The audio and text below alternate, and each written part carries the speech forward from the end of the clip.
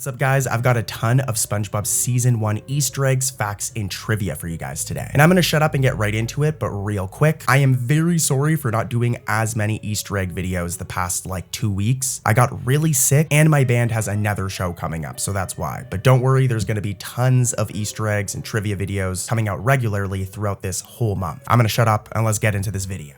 The first SpongeBob SquarePants pilot episode, Help Wanted, was produced in 1997, and if we compare the first episode to like any other episode, there are a ton of blatant differences. And today, we're going to point out every single one of them, every difference between the SpongeBob pilot episode and all the episodes after it. Now, a few of these differences are easy to miss on a casual watch, but others become obvious when we place Help Wanted side by side and compare it with later episodes, like I'm doing right here on screen. And one of the biggest background differences appears inside SpongeBob's own bedroom. Now, throughout most of the series, whenever we see SpongeBob's room, his bed is placed on the left side, right here. This is true in later Season 1 episodes, and even if we jump over to Season 16, we can see that this is a thing in recent episodes as well. However, in Help Wanted, SpongeBob's bed is actually on the right side of the room, which may seem like a tiny change, but it stands out because SpongeBob's bedroom becomes such a familiar location throughout the show. SpongeBob's bed also has a different blanket in this episode. In Help Wanted, the blanket is solid blue, as you can see right here. But later in the series, SpongeBob's blanket is usually purple with yellow flowers. Or here's just another random shot from the modern era of SpongeBob. However, there are also a few other early Season 1 episodes after Help Wanted where the blanket is still blue, however, it has the yellow flowers. So it's cool to see how the show gradually refined such a small detail. You know what I mean? In the first episode, it was blue, then they added the yellow flowers, and then eventually it was purple with the yellow flowers. I don't know why I'm spending so much time deeply analyzing SpongeBob's bed, but this stuff is just fun for me. I'm just a nerd. Also, real quick, I'm gonna get right back to the video and all of the Easter eggs, but if you're new, please subscribe, guys. I'm one of the few SpongeBob Sleep channels on YouTube that uses no AI. I'm not using any AI at all. I'm a real boy. So if you want to support a creator who puts a lot of love into his content and is real, please subscribe. Another early inconsistency involves the outside of SpongeBob's pineapple home. As in Help Wanted, there is only one window on the front of the house, which is kind of weird. I will admit though, this was not entirely exclusive to the plot, since there are a few other early Season 1 episodes such as Jellyfishing or Boating School that also used an earlier simple version of the house. As all of you know though, eventually SpongeBob's house was corrected to have multiple windows, and that's become the standard for the rest of the series. Squidward's house also looks a little different in Help Wanted, as behind his house we can see that there's these rows of bamboo poles. This did not last, and this detail was removed in later episodes, but it is interesting because it actually connects back to Bikini Bottom's original concept art. If we look at this art and we zoom in and we highlight Squidward's house, we can see those same bamboo poles right here. But if we look at any shot of Squidward's house after this, they're missing. There's also another detail outside of Squidward's house that changed after the pilot, and that's this path right here. As in this first episode, this path leading to his house is made up of wooden blocks, as you can see. But in later episodes, this path is replaced with the gray plank style walkway that we've seen in pretty much every episode since. Again, I don't know why I'm so deeply analyzing the path to Squidward's house, but you know, this is the stuff that just makes me tick, guys. I'm just a nerd. But yeah, it's interesting to see this stuff as just like SpongeBob's bedroom, Squidward's house had not fully reached its final design yet.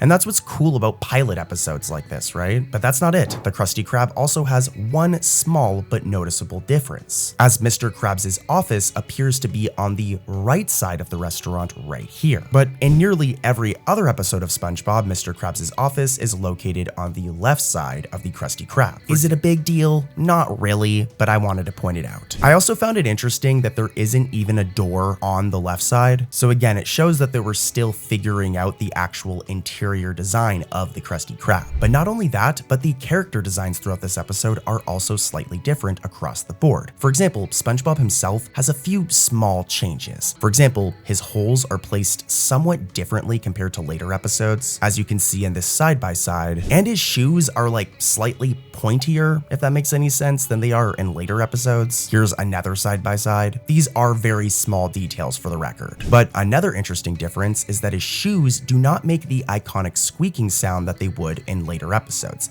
This sound right here, here's an example of it.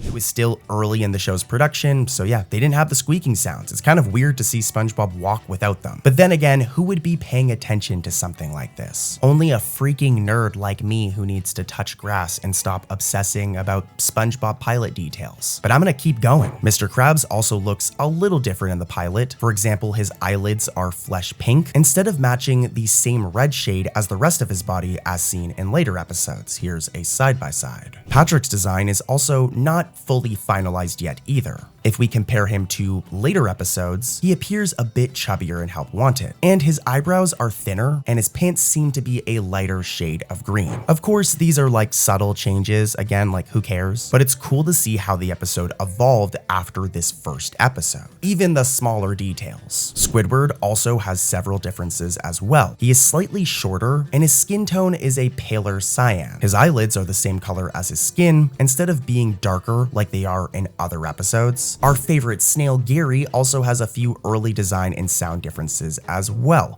For example, his pupils are smaller, and it seems that the red spots on his shell are like arranged in less of an arch, if that makes any sense. Here's a side-by-side. Hopefully you guys can see what I mean here. His meow is also higher pitched and sounds more like an actual cat's meow. Here, take a listen for yourself.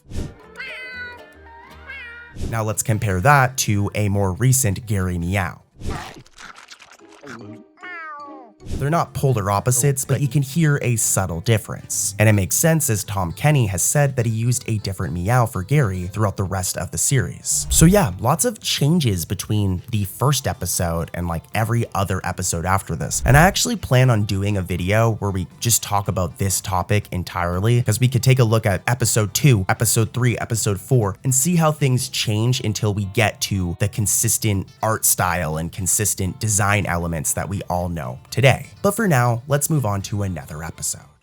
The episode Pickles is mostly remembered for Bubble Bass tricking SpongeBob into thinking he forgot the pickles on a Krabby Patty. What a loser, am I right? Like, he makes SpongeBob cry in this episode, but yeah, one of the biggest things this episode did for the series was actually expand the background cast. Something that I personally never noticed when I watched this episode as a kid, but if you pay close attention and you look at the production notes, this episode served as the introduction to a large number of incidental characters, with around 13 new ones being added to the show. I'm showing them all on screen right here. What's cool is we even have all of their model sheets, as you can see. Now, you're probably asking why, and the reason so many new incidental characters were introduced in Pickles mainly comes down to the episode's setting. A lot of this episode takes place inside the Krusty Krab, and several scenes require the restaurant to look busy and for the restaurant to have a crowd. The first big example is when Bubble Bass accuses SpongeBob of forgetting those darn pickles. This entire scene works really well because there's an audience watching SpongeBob fail. And Bubble Bass isn't just calling him out privately, he's like embarrassing him and just roasting him in front of all of his loyal customers. And to fill out these scenes, the art team needed to introduce a bunch of new characters. There's another scene that required a bunch of background characters later in the episode as well, when SpongeBob returns to the Krusty Krab and finally confronts Bubble Bass. This scene, as you can see here, also needed a crowd. And I just want to highlight, a lot of these guys aren't just like random incidentals that you never see. A few of these incidental fish introduced in this episode went on to become familiar background characters throughout the entire series, and a lot of them are still used regularly today.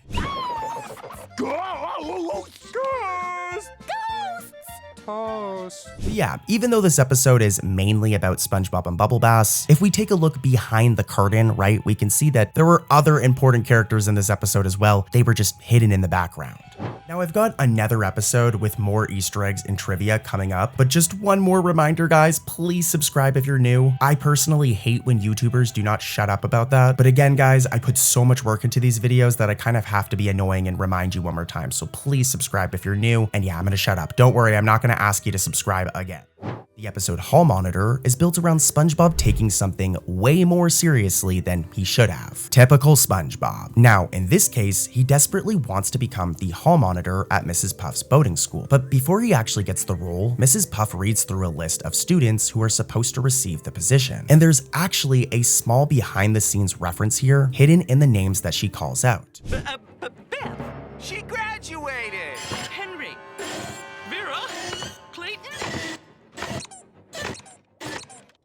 Now, as you just heard, two of the names on this list are Clayton and Vera, and these are not just random student names. Clayton is the name of series creator Steven Hillenburg's son, while Vera is the name of producer Derek Dryman's daughter. It's a quick little detail, but it's a nice example of the crew sneaking personal references into the show. And I mean, imagine how cool Clayton and Vera felt like going to school and being able to tell people, oh, my dad referenced me in this episode. I definitely would have bragged about that at school back in the day. But yeah, after this, SpongeBob gets the job for the day. And of course, SpongeBob immediately treats the job like it's the most important responsibility in Bikini Bottom. At first, he's only supposed to be helping around the school, but SpongeBob being typical SpongeBob, he pushes the role way beyond what Mrs. Puff intended. The dude starts acting like he has actual authority over the entire town. And one of the funniest examples is when he begins directing traffic.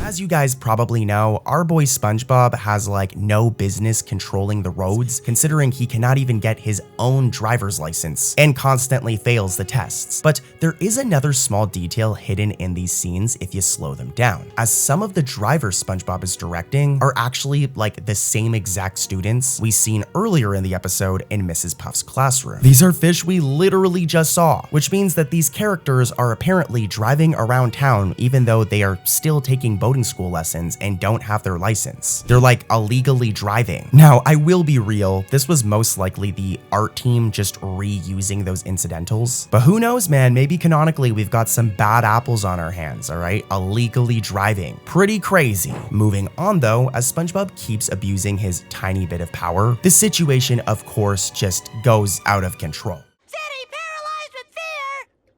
Take it, friends. Arm yourselves with knowledge. Car wrecks, break in.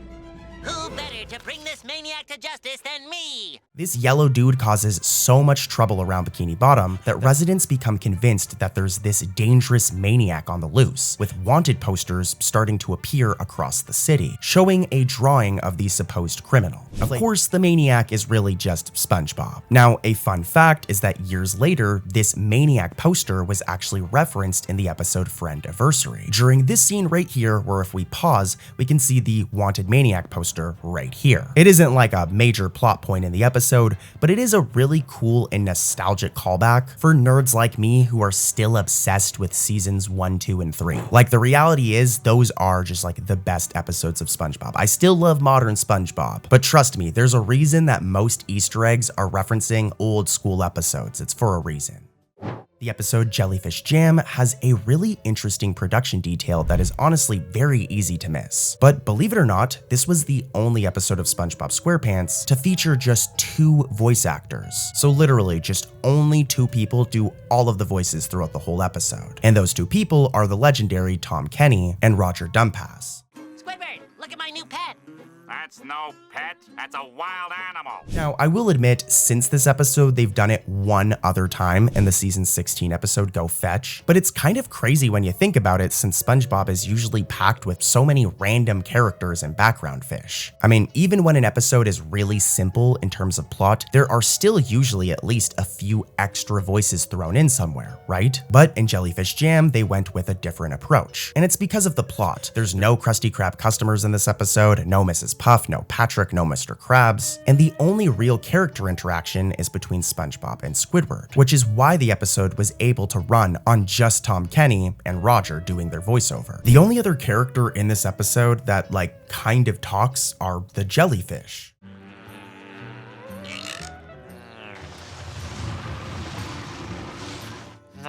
But guess what? Even the jellyfish were voiced by Tom Kenny. But let's head over to another episode with even more interesting Easter eggs and trivia.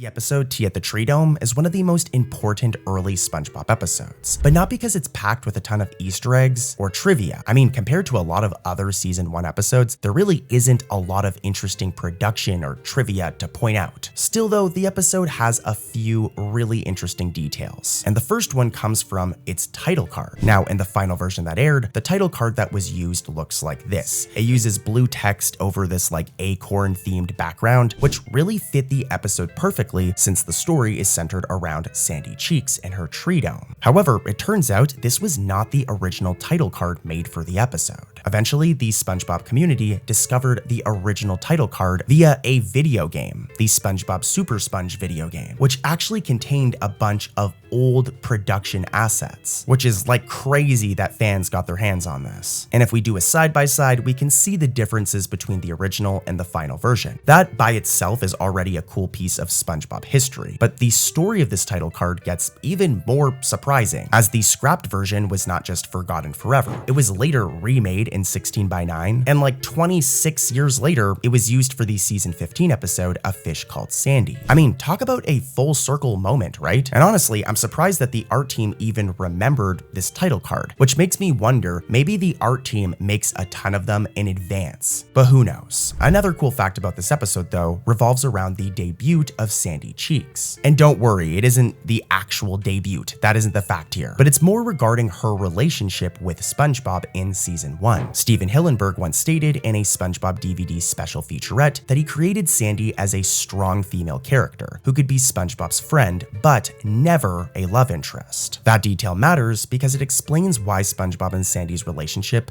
has usually stayed as a friendship throughout the series. For Sandy Cheeks, I was looking for a strong female character that could be friends with SpongeBob but not a love interest. They really bang around and do karate together, kind of like stunt buddies. And so that gets him into trouble, creates some conflict in the way they challenge each other. They hang out, they care about each other, they love doing karate together, and they're like homies. But the show does not treat them like a romantic pair. In later episodes, there have been small moments of this, but for the most part, they're just buddies. However, this was not the only direction people considered early on. A fun fact is that Hillenburg was apparently pressured by some of his peers and coworkers to add a hint of romance between SpongeBob and Sandy. This actually almost happened around the time they were preparing to pitch the show. And if you think about it, if the show had leaned into that more, Sandy and SpongeBob's dynamic could have been completely different. But fortunately, Steven Hillenburg eventually decided against it. Instead of turning Sandy into just being SpongeBob's love interest, the show let her stand out as her own character. And I mean, this was a really good decision, as Sandy would go on to be a very popular character on her own, even getting her own movie. Let's keep it moving though. As a lot of you already know, Tea at the Tree Dome is clearly supposed to be SpongeBob and Sandy's first meeting in the original series. So, what do y'all call yourself? I'm SpongeBob!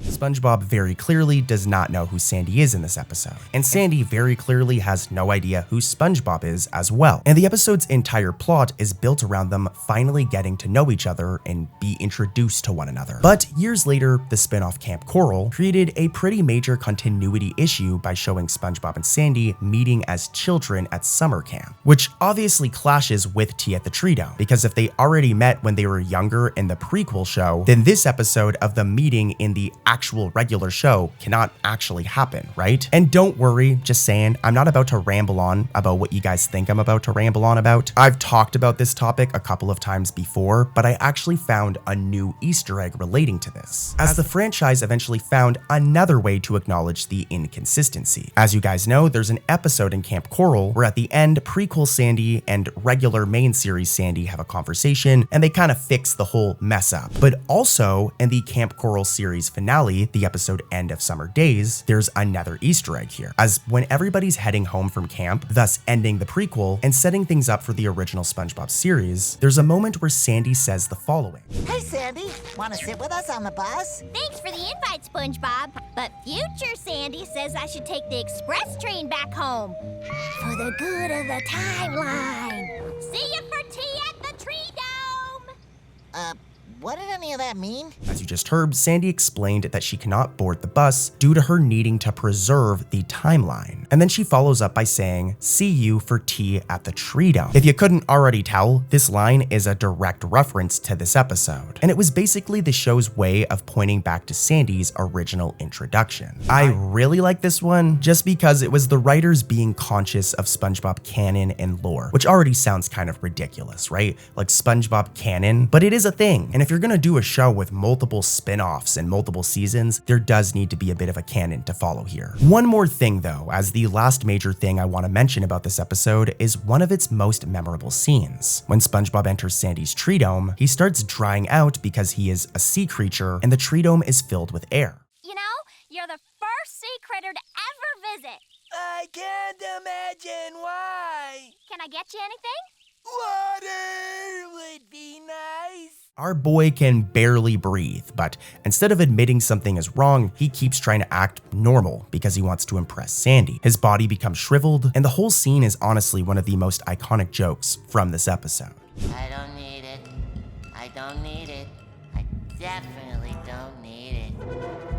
Well, that dehydrated version of SpongeBob and that entire scene in general was featured in the SpongeBob Battle for Bikini Bottom video game, specifically the console version, not the crappy GBA version. That's like a completely different game despite having the exact same title. But yeah, the developers did a very good job referencing this episode in the video game, as SpongeBob's dried out appearance and dry voice are both used whenever he enters Sandy's tree dome in the game. Sandy, your tree dome is leaking. Them there robots busted up the glass, SpongeBob. I got a treehouse chock full of robots and it's all your fault, so get in there and clean up your mess.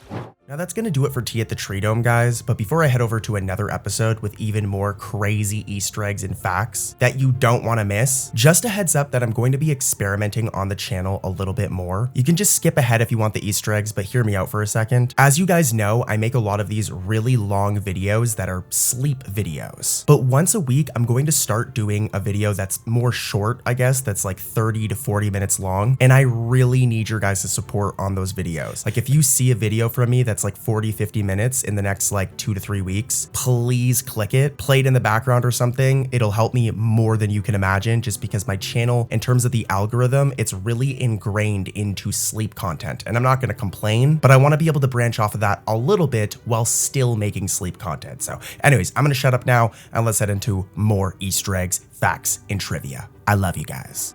So the episode A Fish Called Sandy from season 15 actually has like almost an entire video's worth of Easter eggs. Like I'm gonna be honest with you guys, this is the most amount of Easter eggs I think I've ever covered in one episode, as this episode A Fish Called Sandy has so many, and there's actually a lot of interesting lore and fun facts about this episode as well. But yeah, the episode opens with a scene that immediately lets us know that this is going to be a nostalgic episode, as it kicks off right off the bat with an Easter egg. We see this orange scallop right here perched up on a wooden stand, just chilling in the morning sun. And if this looks familiar, it's because it's nearly a shot-for-shot recreation of the opening of a season 1 episode. If we go back to Opposite Day, that 1999 episode, we get a very similar scene where a scallop sat outside of Squidward's house, and here in this new episode, it mirrors the scene exactly, even down to the like same exact wooden perch. Like if we show them side by side, we can see that it's even the same little wooden platform. And yeah, it's a fitting start for an episode designed as a loving visual tribute to SpongeBob's early years, as you guys will see. I mean, even the title itself, A Fish Called Sandy, is actually a playful reference to the 1988 comedy film A Fish Called Wanda. In fact, the premise of this episode also riffs on the famous short story The Fly and its 1986 film remake about a scientist's experiment gone awry. Here, Sandy Cheeks plays the role of the bold experimenter, eager to swap her DNA with a fish, a scenario that promises a lot of comedy and, as you'll see, is jam-packed with so many Easter eggs, guys, like holy cow.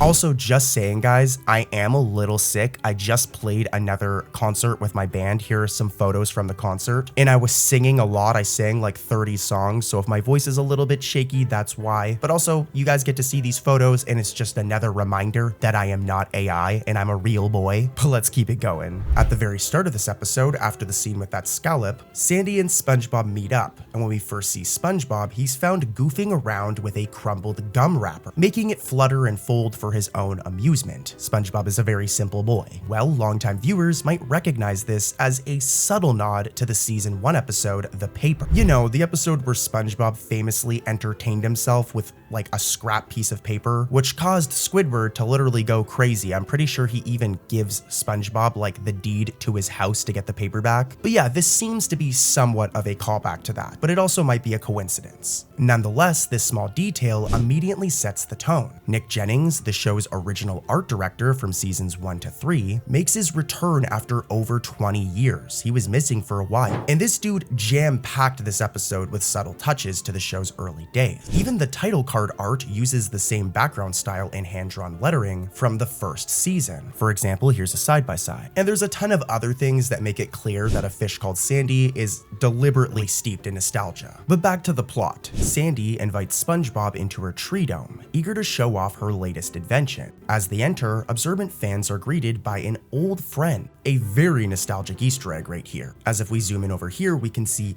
Birdie, the same orange bird from Sandy's debut episode, Tea at the Tree Dome. And if we rewind in Sandy's first episode, this little bird was happily seen splashing in the bird bath in that episode as well, only to be rudely interrupted when a desperate SpongeBob dove in to soak up water.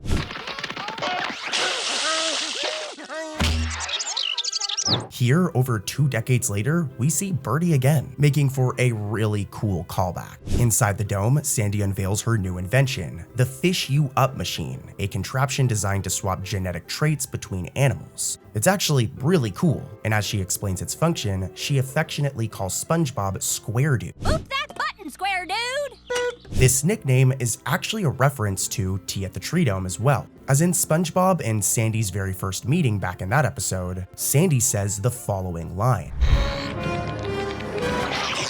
Hold on there, little square dude! Back in that season 1 episode, it was the first time Sandy ever used that moniker, and it was pretty much the last until this episode. And this is just the tip of the iceberg, guys. There are so many more Easter eggs in this episode. So let's keep it going. As the machine zaps Sandy and Fred, poor Fred, by the way, he was just like signed up against his own will for this experiment, clearly. But as the transformation happens, Sandy undergoes a cartoonishly detailed transformation. We see her grow gills on her neck while her lungs shrivel up, which is animated in almost the exact same way as a scene from the season 2 episode Pressure. If we go back to that episode, Sandy challenged the others to see who could last longer without their usual habitat. And when she removed her helmet underwater, her lungs visibly shrank and dried out as she struggled to hold her breath. Well, A Fish Called Sandy replicates that visual gag lovingly, with her pink lugs deflating just like balloons, just like SpongeBob fans saw back in 2001. Here's a side-by-side, and as you can see, it's very, very similar. Also, to cap it off, the sound effect used when Sandy's lungs are shrinking is actually the very same sound effect that we heard when SpongeBob himself shrank down to a withered sponge on the grill back in Nature Pan. Here's the sound effect from A Fish Called Sandy. And now here's the sound effect from Nature Pants.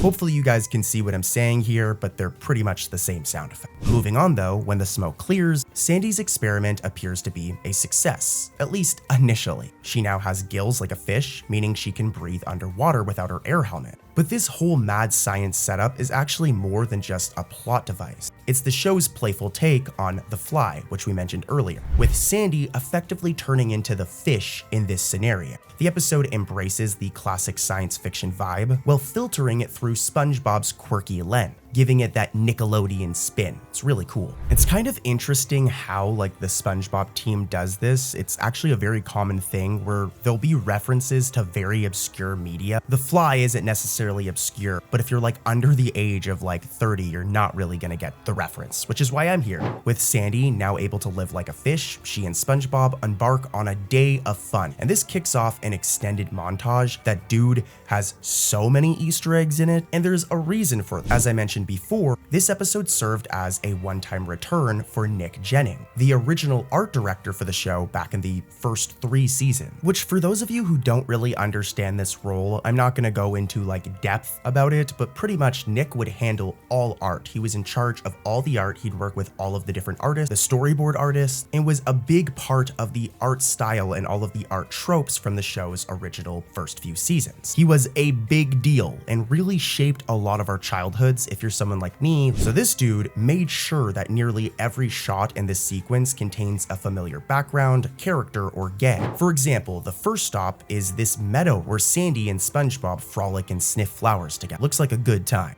Well, you may recognize that this backdrop or background right here is actually from the episode Fun, more specifically from SpongeBob's famous Fun song, where we see SpongeBob dance through a meadow of flowers while teaching Plankton about friendship. If we do a side-by-side, we'll see that here, the exact same flower-dotted landscape is lovingly recreated as SpongeBob and Sandy take a moment to appreciate the bloom. And you've probably noticed now at the side-by-side, this is more than a pretty background. It's a direct callback to a fan-favorite musical moment from like 1999, and it's made even more special because Nick Jennings, if we go and look at the credits of the episode Fun, was actually the art director who contributed to this original meadow. And this is going to be a running theme throughout this entire video. So let's continue. After the Fun reference, the montage then kicks into a lively pace. SpongeBob and Sandy don their karate gear, with SpongeBob in red gloves and Sandy in her green, just like the outfits they wore back in Karate Choppers. Another reference. Also, for a brief scene, the pair engage in some friendly karate sparring, which also seems to reference that season 1 episode where their karate obsession first got out of hand back in Karate Chopper. And there's more going on here. Seashell Park, where Sandy and SpongeBob practiced karate back in the same episode, Karate Choppers. This might not seem like actually a big deal, but Seashell Park is a location that hasn't been seen often since its original appearance, making its reappearance here a treat for hardcore fans. The animators even restructured a tiny background detail from the earlier seasons. For example, we can see a Porto Head portable toilet in the park right here. And again, this might not seem like it's a big deal. It might just seem like a random porta potty, right? But this specific outhouse was a common art trope back in the show's first 3 seasons. For example, it was a prop in episodes like Bubble Buddy from season 2 and SpongeGuard on Duty from season 3. But once Nick Jennings left the show after season 4, it visually disappeared from the show entirely. Like, that's a fact. If we look at any episodes after season 4, none of them have this prop, the Porto Head portable toilet. Well, it reappears here in A Fish Called Sandy, and I don't think it's a coincidence that this is the episode where Nick Jennings returned. So a really cool Easter egg that's kind of like a deep cut. It's seemingly kind of mundane, right? Like, I'm sitting here over explaining a porta potty, but when you understand the lore and history, this is really cool. It is a reference to the show's earlier seasons. And we're not done yet. The montage's rapid fire tributes continue as SpongeBob and Sandy have a laugh in downtown Bikini Bottom. They're shown standing in the city making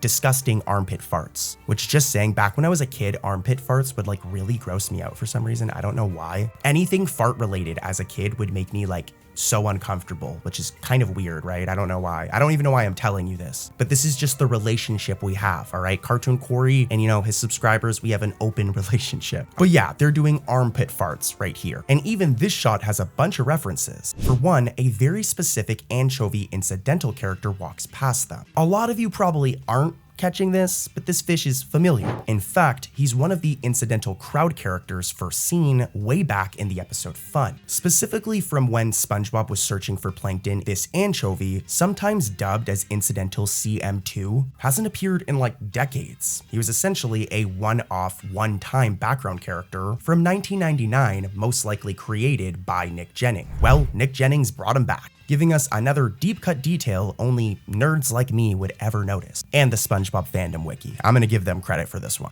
As if that weren't enough, the background of this street scene features the return of this giant red flower arch that eagle-eyed fans might recall from early episodes like Pizza Delivery, Suds, and Nature Pants. This large flower-shaped archway was another signature background element in the first 3 seasons, often visible in wide shots of Bikini Bottom that vanished after Jennings left the show. Again, this is another one that might seem very random, but the lore and history that I'm explaining here is what makes it cool. SpongeBob and the gang never actually visit this thing back in season 1, 2, or 3, and honestly, it's actually a pretty random background detail, but as I mentioned, after season 3, it disappeared. 10-year-old me, like 10-year-old little Corey, certainly did not notice, and I doubt that any of you watching did either, but we now know the answer as to why, and that's that Nick Jennings left the show. So see, some of these things I'm talking about, they're like random and they seem kind of like mundane, but hopefully you guys are getting the picture here. With the lore, it's actually very interesting stuff. And I mean, I don't mean to brag, as I always say, this is what all content creators should be doing. Like, if you want to make content on YouTube, you should be going the extra mile, but this just shows how hard I go, because if you were to go and look at the Wikipedia page for this episode, all right, the SpongeBobpedia page, there's lots of the stuff I'm talking about, but I've added so much additional lore and history here, and it's because I love this stuff. It's just so interesting to me. I need to touch grass, but let's keep it going. Another quick segment during that same montage shows SpongeBob and Sandy romping across a field of like hydrothermal vents, these things right here, and as they hop from vent to vent, a blast of hot water from one vent blows SpongeBob straight upward, separating his body from his pants for a split second. Well, this visual gag is a clever reference to the funhouse scene all the way back in Valentine's Day from season 1. In that episode's carnival montage, SpongeBob and Patrick walk through a funhouse, where a gust of air blows SpongeBob up, briefly stretching him apart in a very similar cartoonish fashion. I like these ones, honestly, like these kinds of homages where they take a classic gag and reimagine it in a new context show that some of the production team is familiar with the show's history, which is important, right? Like that's the issue with some of modern SpongeBob, is you can tell that the team making modern SpongeBob isn't always super knowledgeable about the show's lore and history. But anyways, I'm rambling, and we're still not done yet, as even SpongeBob's signature pastime, bubble blowing, gets a nod. In one scene, Sandy struggles to blow a bubble, until SpongeBob steps in to demonstrate the technique, just as he famously taught Patrick back in the episode Bubble Stand, another season 1 episode. Now, after a whirlwind day of fun, like Sandy and SpongeBob did a lot of stuff in this episode, especially in that montage, but as it winds down, SpongeBob and Sandy find themselves atop a hill overlooking Jellyfish Fields. They got a really nice view, just saying, look at how pretty this looks. If we look closely though, this very beautiful moment hides yet another Easter egg in plain sight. If we zoom in right here, we can see a rock-shaped snail, and this is another reference, as if we go back to the episode Nature Pants, this season 1 episode has a moment where SpongeBob tries to live among the jellyfish, and in one scene, to escape a furious Patrick who's trying to get him to come back to society and be a normal person, SpongeBob camouflaged himself by hiding behind a certain something.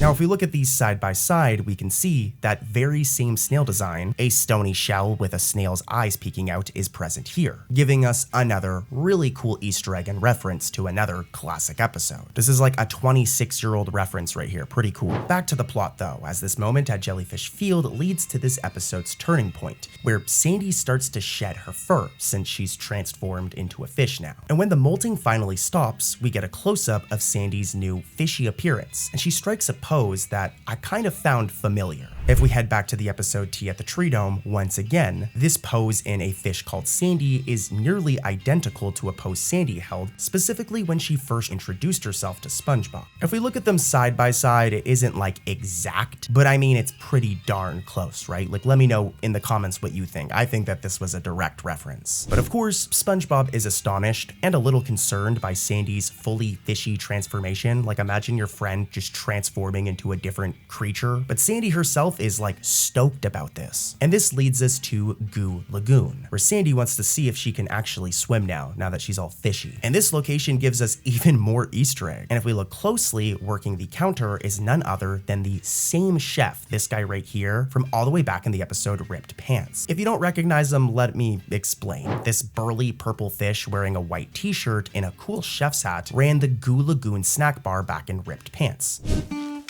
Delivery! Did you order 20 cases of Ripped Pants? Ah!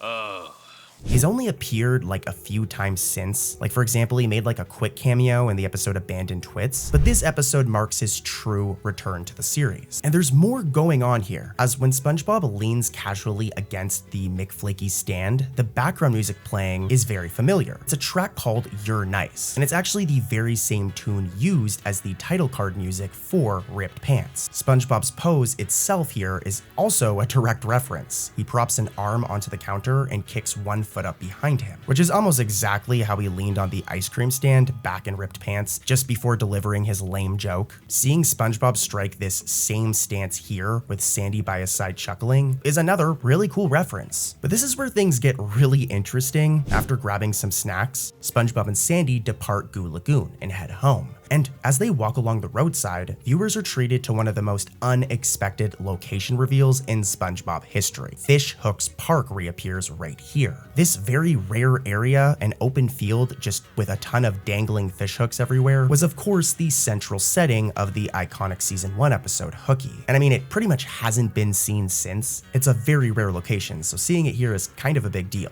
Like if we go back to Hooky, SpongeBob and Patrick infamously played on these fishing hooks like carnival rides, despite Mr. Krabs' warning that they'll end up dead in the gift shop, if you guys remember. It's a classic episode, and to see the same park drawn again here is a deep cut for fans. There's also another musical reference here, as fittingly, the musical score that plays as they approach this location is The Great White, the same dramatic tune that debuted in the original Hooky episode. So not only is there like a physical Easter egg here, but there's also like an audio Easter egg. How cool is that? I would play them, but I'm not trying to get like spirit bombed by Nickelodeon copyright, so let's not risk it. As you can imagine though, Sandy, now fully transformed into like a fishy sea creature, cannot resist the shiny hooks, just like Patrick couldn't all those years ago. So she peers up at a particularly enticing baited hook. Well, there's another Easter egg here, as one of the very worms from all the way back in Rockabye Bavalve is shown curled around the hook Sandy has her eyes on. If you guys need a refresher, it's this worm from Rockabye Bavalve. I'm gonna play the clip, take a look.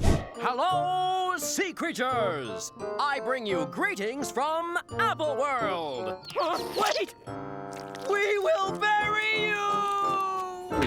This little purple worm was last seen being plucked from his apple home in that clip I just played you. Somehow I guess he like survived, I don't know how, because here he is again, about to be eaten by Sandy. If we do a side-by-side, we'll see that his design with the same cute face and purple body is duplicated exactly. It's like a perfect match. Anyways though, inevitably Sandy takes the bait, literally. Unable to fight her fishy instincts, she bites the hook, and in an instant, she's yanked upward. This whole sequence lovingly parodies the climax of Hooky, but with the roles reversed. In Hooky, SpongeBob himself got snagged on a hook and was nearly reeled to the surface before jumping off at the last second. In fact, SpongeBob's facial expression of shock as Sandy is pulled upward is drawn exactly like a reaction shot from Karate Choppers, of all places. Specifically the face he made when Mr. Krabs fired him for doing karate at work. It's a very odd reference, but side by side you can see the similarities. It isn't identical, but it is close. Above the ocean, we see live action footage of fishermen on a boat. Another callback to Hooky, which also cut to real fishermen whenever a character was pulled from the water. The fishermen in this episode, however, get a surprise. Instead of a tasty fish, they've reeled in a confused sea squirrel hybrid. In a comedic twist on catch and release, the anglers take one look at Sandy and decide she's not worth, can't really blame them. So they toss her back into the ocean. By now, Sandy is fully embraced behaving like a fish, which leads to one final crazy chase scene. Back in the water, transformed and running on instinct,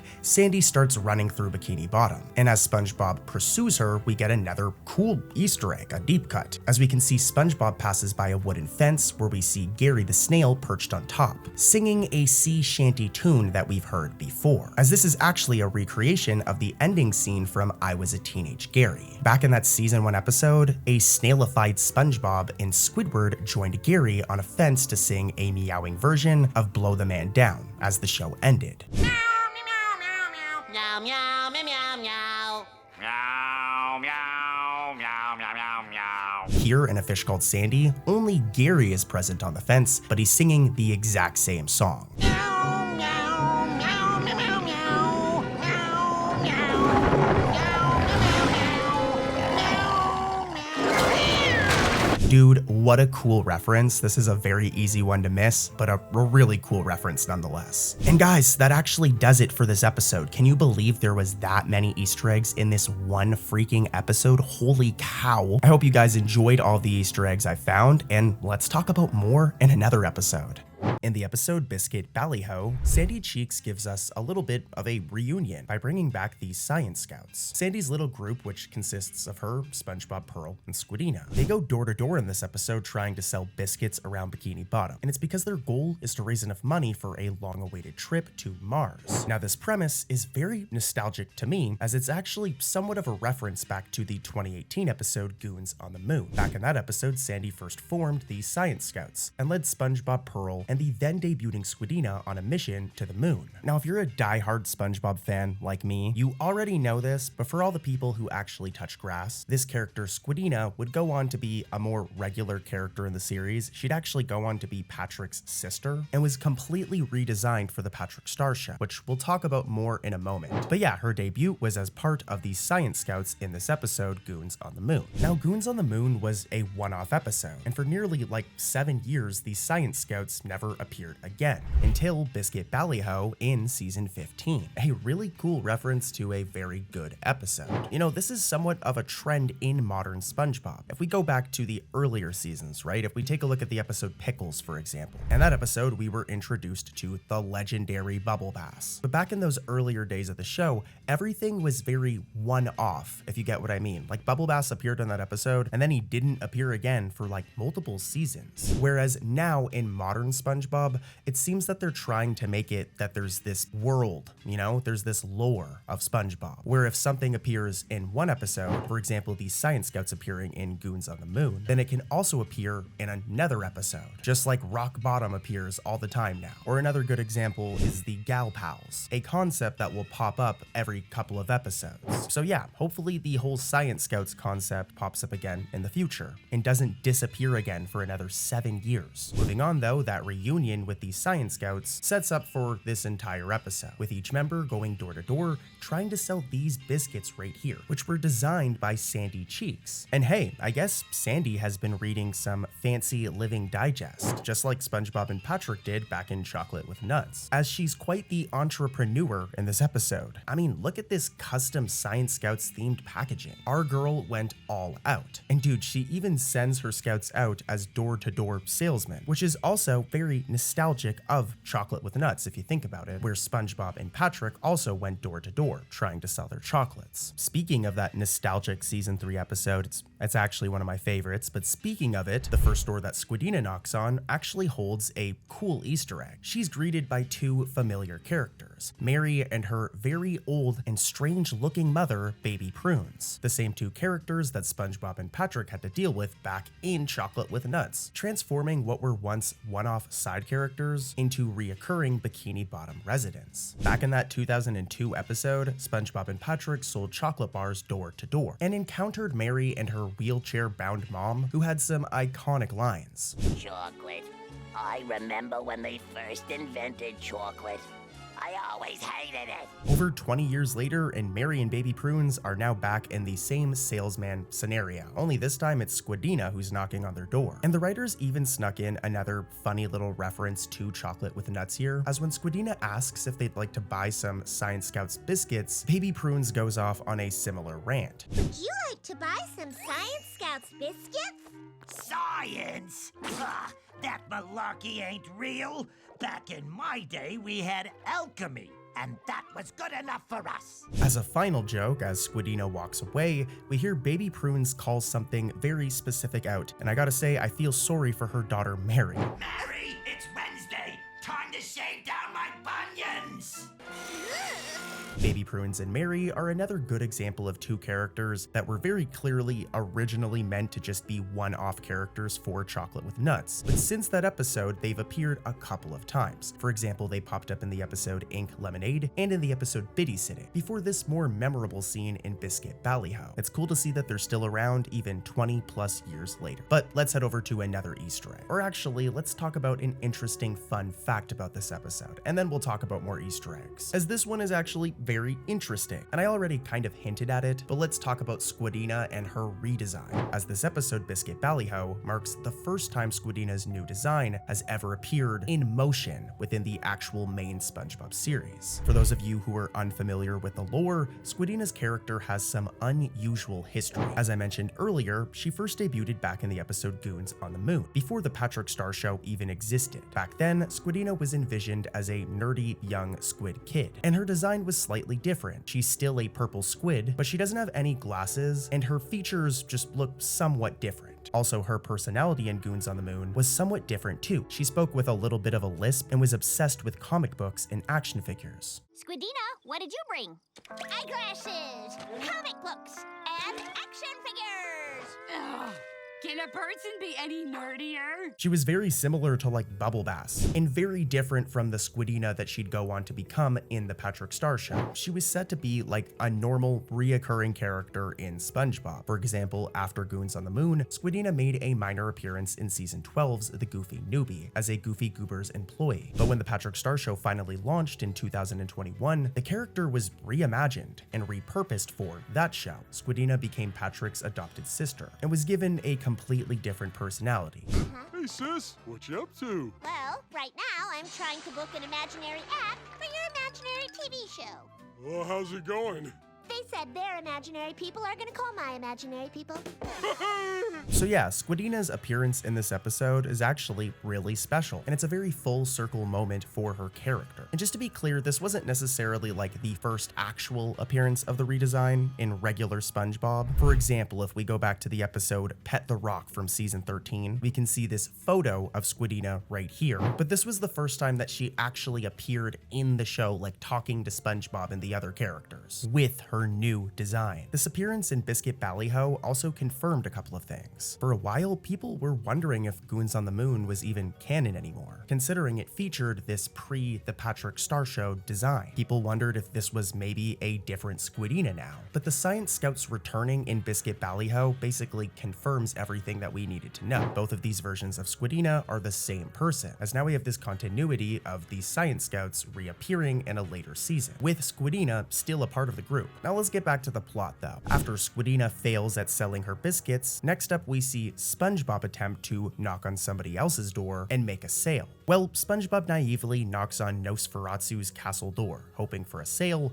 but instead he's greeted by Slappy, and this is accompanied by some very cool animation. Fortunately, there's always some sort of behind-the-scenes production content shared online for each SpongeBob episode, and in the case of this one, SpongeBob crew member Dylan King, who storyboarded parts of this episode, shared some of his rough storyboard panels online. In one set of notes for this castle scene, King explicitly wrote that Slappy shouldn't just enter normally, since he's a creepy character, with him even putting notes suggesting that the animators should have Slappy enter in a spooky way, as you can see here. Well, the animators clearly ran with that note, and in the final animation, Slappy has some awesome animation when he enters, which really captures the creepy essence of his character, right? Dylan King shared a total of 9 storyboard images from Biscuit Baliho, each packed with instructions for the animators, so it's cool to compare them with the final scenes and see how closely the team followed through. Moving on though, as the door-to-door salesman storyline continues, Pearl tries her luck by selling some biscuits at the retirement home. And here, the episode gives us a classic SpongeBob trope, one of these ultra-detailed, gross-out close-up shots that were very present in the earlier seasons of SpongeBob. Buy some biscuits from his sweet little girl.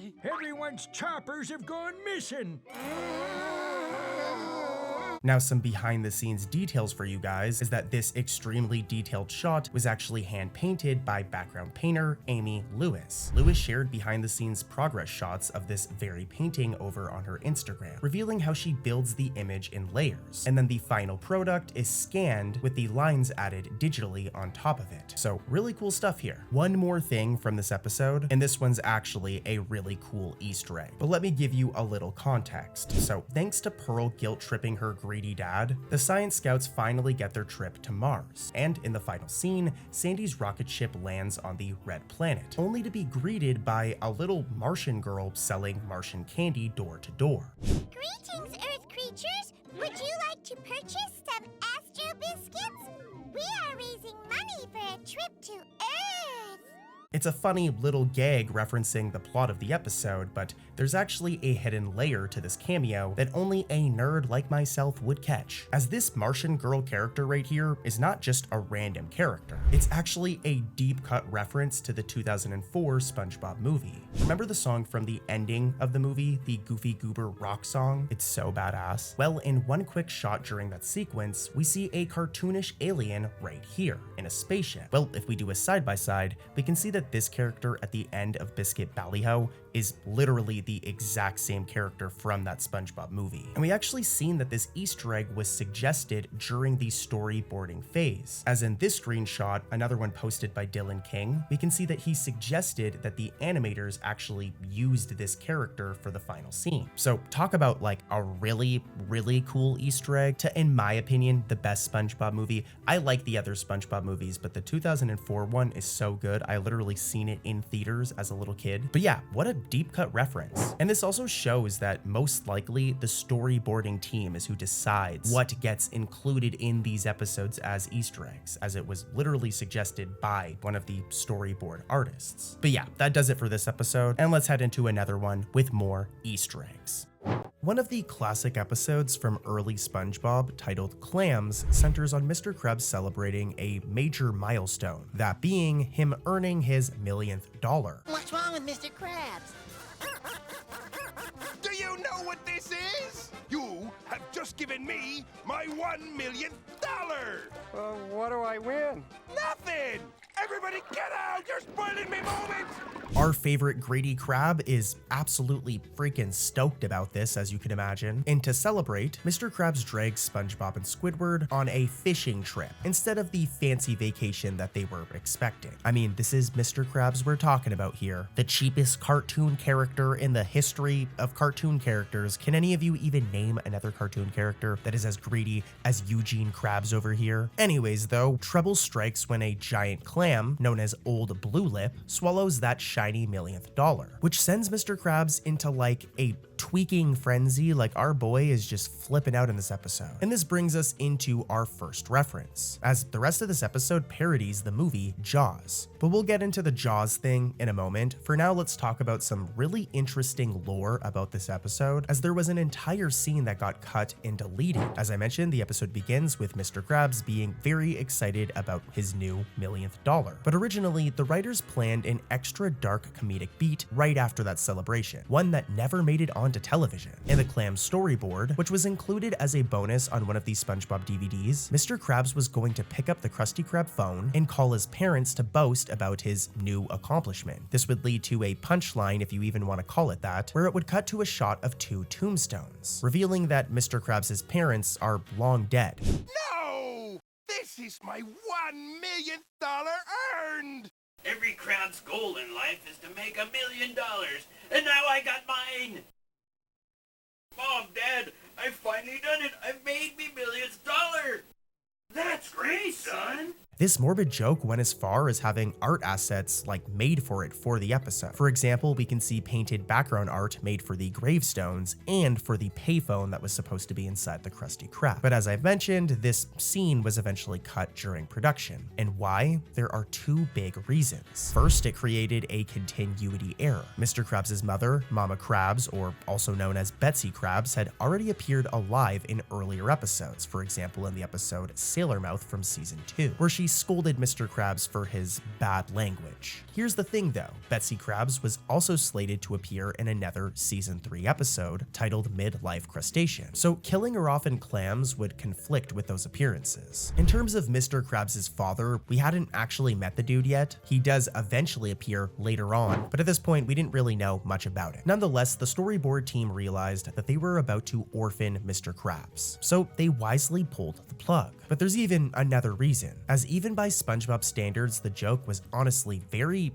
dark. It's basically just a joke about Mr. Krabs' parents being dead with no, actual payoff, which is funny that they were going to do it, but it would have felt somewhat out of place considering the lighthearted nature of this episode. Moving on though, once the episode shifts to the fishing trip portion of the episode, Clams goes full on Jaws. It's like a love letter to the movie, with almost every aspect of the famous 1975 shark thriller being spoofed. In fact, Clams was originally going to wear its inspiration on its sleeve, as the working title for the episode was originally Sponge Jaws. Early production materials and model sheets still refer to it by that name, as you can see right here. So this isn't just some sort of long-time rumor. Nickelodeon eventually changed the title to the less on-the-nose Clams, likely to avoid any legal issues or too obvious allusions to Jaws. But let's dive into some of these references. For example, the plot and characters. Just like in Jaws, where three men, Quint, Brody, and Hooper, head out on a boat to hunt a great white shark, here we have Mr. Krabs, SpongeBob, and Squidward on a boat hunting a giant clam.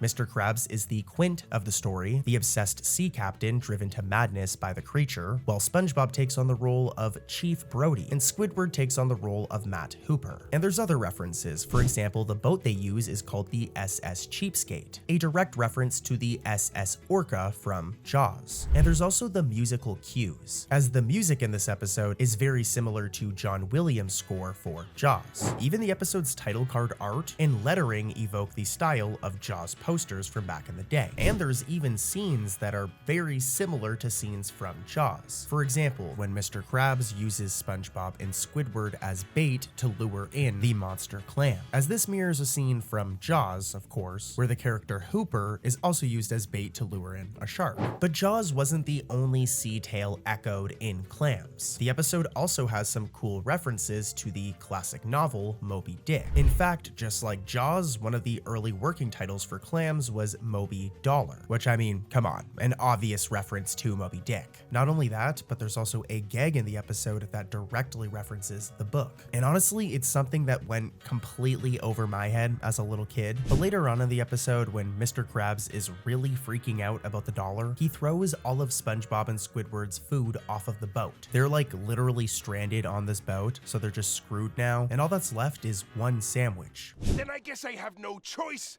but to offer a reward. You're kidding. It's this sandwich. A sandwich? You expect me to break my back over a sandwich? This is actually a reference to Moby Dick, as in that book, the captain nails a gold coin to the ship as a reward for whoever spots Moby Dick first. Now, one other thing I want to talk about in regards to this episode that's very interesting is that this episode was actually Steven Hillenburg recycling some of his older work, as Clams shares a plot and even a specific joke with an episode of Rocko's Modern Life, another cartoon that SpongeBob's creator Steven Hillenburg worked on in the 1990s. The episode in question is Fish in Chumps from 1995, where Rocko and his friends go on a fishing trip and encounter a massive vengeful fish. If this sounds familiar, it's because, I mean, come on, it's very similar to Clams and is very similar to Jaws as well. It seems that Hillenburg essentially took the fun framework from that Rocko episode and refashioned it for SpongeBob and a clam. We know this because this episode, Clams, was made by both Steven Hillenburg and written by Mark O'Hare. And if we go back to Fish and Chumps, that episode was also made by Steven Hillenburg and written by the same writer, Mark O'Hare. So I imagine that these two are massive fans of Jaws. Both episodes even feature a very similar gag. In Clams, while the Krusty crew are going fishing, SpongeBob accidentally uses Mr. Krabs' millionth dollar as bait, literally casting it into the ocean. As this happens, music very similar to the movie Jaws starts to play. Very suspenseful, dramatic music. Mr. Krabs realizes this and breaks the fourth wall, with him acknowledging the music and telling it to stop. Stop playing that music! Stop it, please! Well, this exact same gag happened back in that Rocko's Modern Life episode. That same style of music starts playing just as one of the characters is in trouble. And because of this, we get the exact same gag, with the character Filbert acknowledging the music and stealing this dude's instrument right here. Filbert, do something quick! So yeah, lots of cool details when it comes to this episode. It's a classic episode and it's a banger. Let me know in the comments how you guys felt about this clams section. Just because this one has no Easter eggs, it's more just behind the scenes and just facts about this episode. So let me know if you guys actually enjoyed that. Either way though, let's head over to another episode. Okay, so we've covered this episode before, but I found more stuff that I haven't talked about before. So yeah, let's dive back into the episode Karate Pals. The episode kicks off with the Gal Pals hanging out, with them each showing all of their different skills. Sandy shows karate, Pearl shows cheerleading, Karen cooks some holographic meatloaf, as we covered previously when we talked about this episode. And they're all having a good old time. You know, sometimes you just have to get the girlies together, it's just a vibe. But what's also a vibe is the really cool Easter egg at the very start of this episode. This Easter egg happens right as Sandy offers karate, and Karen pretty much rejects it, with her claiming that she's not built for combat. My servos are not built for combat. It's very, very easy to miss. And to be honest with you, this isn't the type of thing that you'd catch unless you were actually looking for Easter eggs. But if we look at Karen's screen during this scene, a schematic pops up on it. And if you zoom in, this labels her as Karen 1.0, which is a nerdy little acknowledgement that the show has literally done a next model storyline for Karen before. It's a reference to the episode Karen 2.0, where Plankton swaps the original Karen out for a replacement model. Karen leaves, winds up at the Krusty Krab, and the story eventually forces Plankton to face what he threw away. So yeah, a really cool Easter egg here that acknowledges Karen 2.0. Like, it's acknowledging that there is another version of Karen, and that this one right here, the one that's a part of the Gal Pals and is still cooking holographic meatloaf, this one is the original model. It's not that big of a deal, but it is some cool continuity. Also, you guys have been on my ass about how I pronounce continuity, so let me get it right one sec. So I've been saying continuity, but it's continuity. Continuity, there we go. I'll probably continue to say it wrong sometimes. Maybe I'll get a t-shirt with that on it. Continuity, there we go. Now I got it. But yeah, this whole thing with Karen 1.0 referencing Karen 2.0 is some good continuity. Did I get it right, guys? If so, I better get a freaking cookie or a Krabby Patty, bro. I feel like one of those would slap. What would also slap though is another freaking Easter egg, so let's talk about it. The next Easter egg or reference can be found once Sandy convinces everybody to commit to her karate lessons. As once they get into it, Sandy teaches karate wearing the same basic gi design from the episode Single Cell Defense. Back in that episode, Sandy trains Plankton after he gets sick of being stepped on, and during her training with Plankton, she wears a gi with a purple belt. Your opponent's momentum can be used against them, no matter your size. Well, years later in Karate Pals, not only does she wear the same outfit, but she's now depicted with a black belt instead. If we do a side-by-side, we can see there's some slight differences, but it's pretty much the same outfit. And yeah, now she's a black belt instead of a purple belt. So this is not only a good Easter egg, but it's also some really cool continuity. Belt systems vary by dojo, but common karate belt progressions usually place purple before black, with a black belt being like one of the top ranks. This is why it's really good continuity, as I guess Sandy has risen through the ranks since Single Cell Defense, going from a purple belt to a black belt. So yeah, don't mess with Sandy, bro, she'll kick your butt. I'm gonna move on to another Easter egg or reference, but I do wonder if this is going to continue. Like in future episodes, if Sandy dresses up in like a gi or a karate uniform, is she gonna have a black belt again? If so, that's really good stuff. I mean, this girl's been practicing karate since like season 1, so she might as well be a black belt by now. Now from here, Sandy's love of karate spreads on to all of the other Gal Pals, but they take it way too seriously. Karen in particular becomes obsessed with karate after the lesson, which actually helps Plankton at one point in the following scene. As when Karen arrives back home, she walks in on Plankton being chased inside the chum bucket in his lab by this nasty looking chum monster right here. Well, this is actually a reference, as the chum monster chasing Plankton looks like the same one from season 13's Chums. If we rewind back to that episode, we were introduced to the collective Hive Under Master, shortened to Chum. These monsters are a group of chum who were formed by mixing gas in the sewers. They were accidentally created by Plankton, and they look really gross. Chum mixes with gases in sewer to form we. Well, Well, in Karate Pals, I guess Plankton made another one because he's getting chased by it in this scene right here. He even requests Karen to put it back in its cage at one point, so maybe Plankton's been training them, who knows. But if we look at the one in this episode, Karate Pals, and the one from Chums side by side, we can see that it's like the same monster, so really good stuff by the writing team. Some really good continuity. I've got another Easter egg that I want to talk about in a second that's a really good one, but real quick, and don't worry to my regulars, I'm gonna shut up fast. If you're new, guys, please subscribe. I'm one of the only non-AI SpongeBob channels on YouTube. Well, one of the only non-AI SpongeBob sleep channels. There's tons of SpongeBob channels that don't use AI on YouTube. But yeah, if you want to support somebody who uses absolutely no AI and puts way too much time into making videos about SpongeBob, please subscribe. But I'm gonna shut up now and let's talk about more Easter eggs. Now, after that quick scene at the Chum Bucket, the episode jumps to Sandy's tree dome, where Plankton calls requesting for Sandy's help as Karen starts going crazy and just redecorating Plankton's lab by punching and kicking holes throughout the entire place. Now, it's a really quick scene, but when it jumps to Sandy's tree dome and Sandy answers the phone, there's a very easy to miss Easter egg. Just as Sandy answers the phone, we can see a couple of ducks. And these are actually the same exact ones from the episode Salty Sponge. Back in Salty Sponge, there was a quick gag near the ending of the episode where a group of ducks tried to cross the road before they're almost run over by one of the biker fish, who quickly zips past.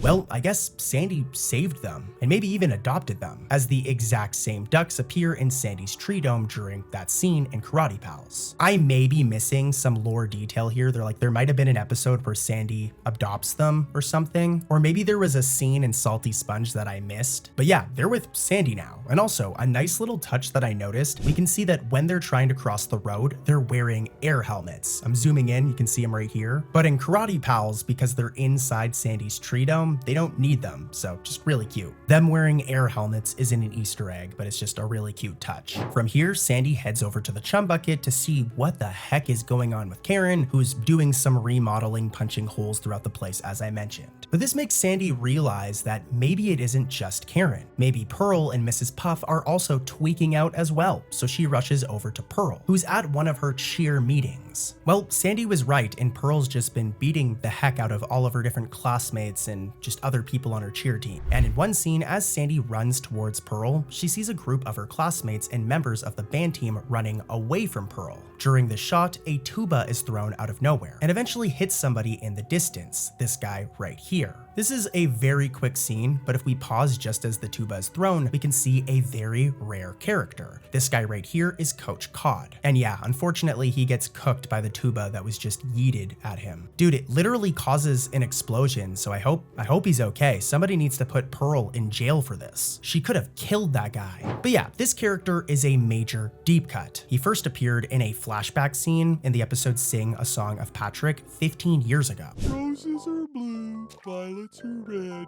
I have to go to the bathroom. How many times I gotta tell you, this is gym class?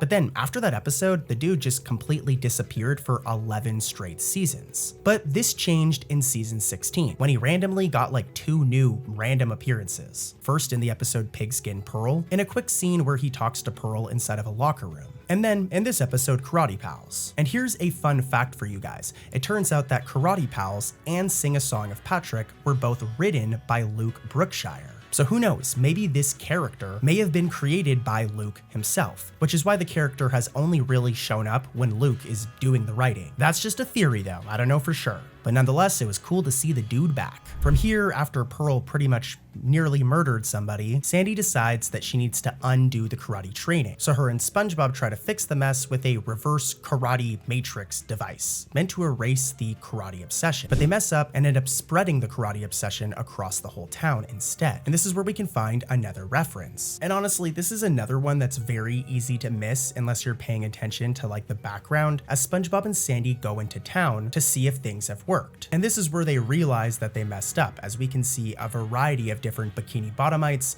and just background characters doing karate. But if we look on top of this building right here, we can see Incidental 64 and another Incidental having quite the fight. And if we look at Incidental 64, they're wearing dark glasses and a trench coat, and they're dodging punches in slow motion. And I mean, if you were born before the year of like 2005, you already know what this reference is. This is a reference to the iconic film The Matrix. And if you look at Incidental 64, he's even doing like the iconic bullet time like dodge where he leans backwards. I'm showing a side-by-side with The Matrix here as well. And yeah, it's very easy to miss, but it's an awesome reference to a really good movie, just saying. But yeah, this is a very messy situation. We've seen what Pearl was capable of with her obsession of karate, so who knows what all these other Bikini Bottomites are going to do. SpongeBob and Sandy have really messed up, but did they actually though? As Sandy stresses out, SpongeBob points out that while this wasn't the ideal plan, everyone is actually having fun. The episode then cuts to quick jump cuts of different incidentals and background characters practicing karate together and having honestly a great time. Now, during one of these shots, we can spot another rare character. But let me give you some context. If we rewind all the way back to the episode The Chaperone, and that episode, it's prom night. And though Pearl is forced to go to prom with SpongeBob since nobody else asked her, she truly wanted to go with somebody else, if you guys remember. There's only one fish in the sea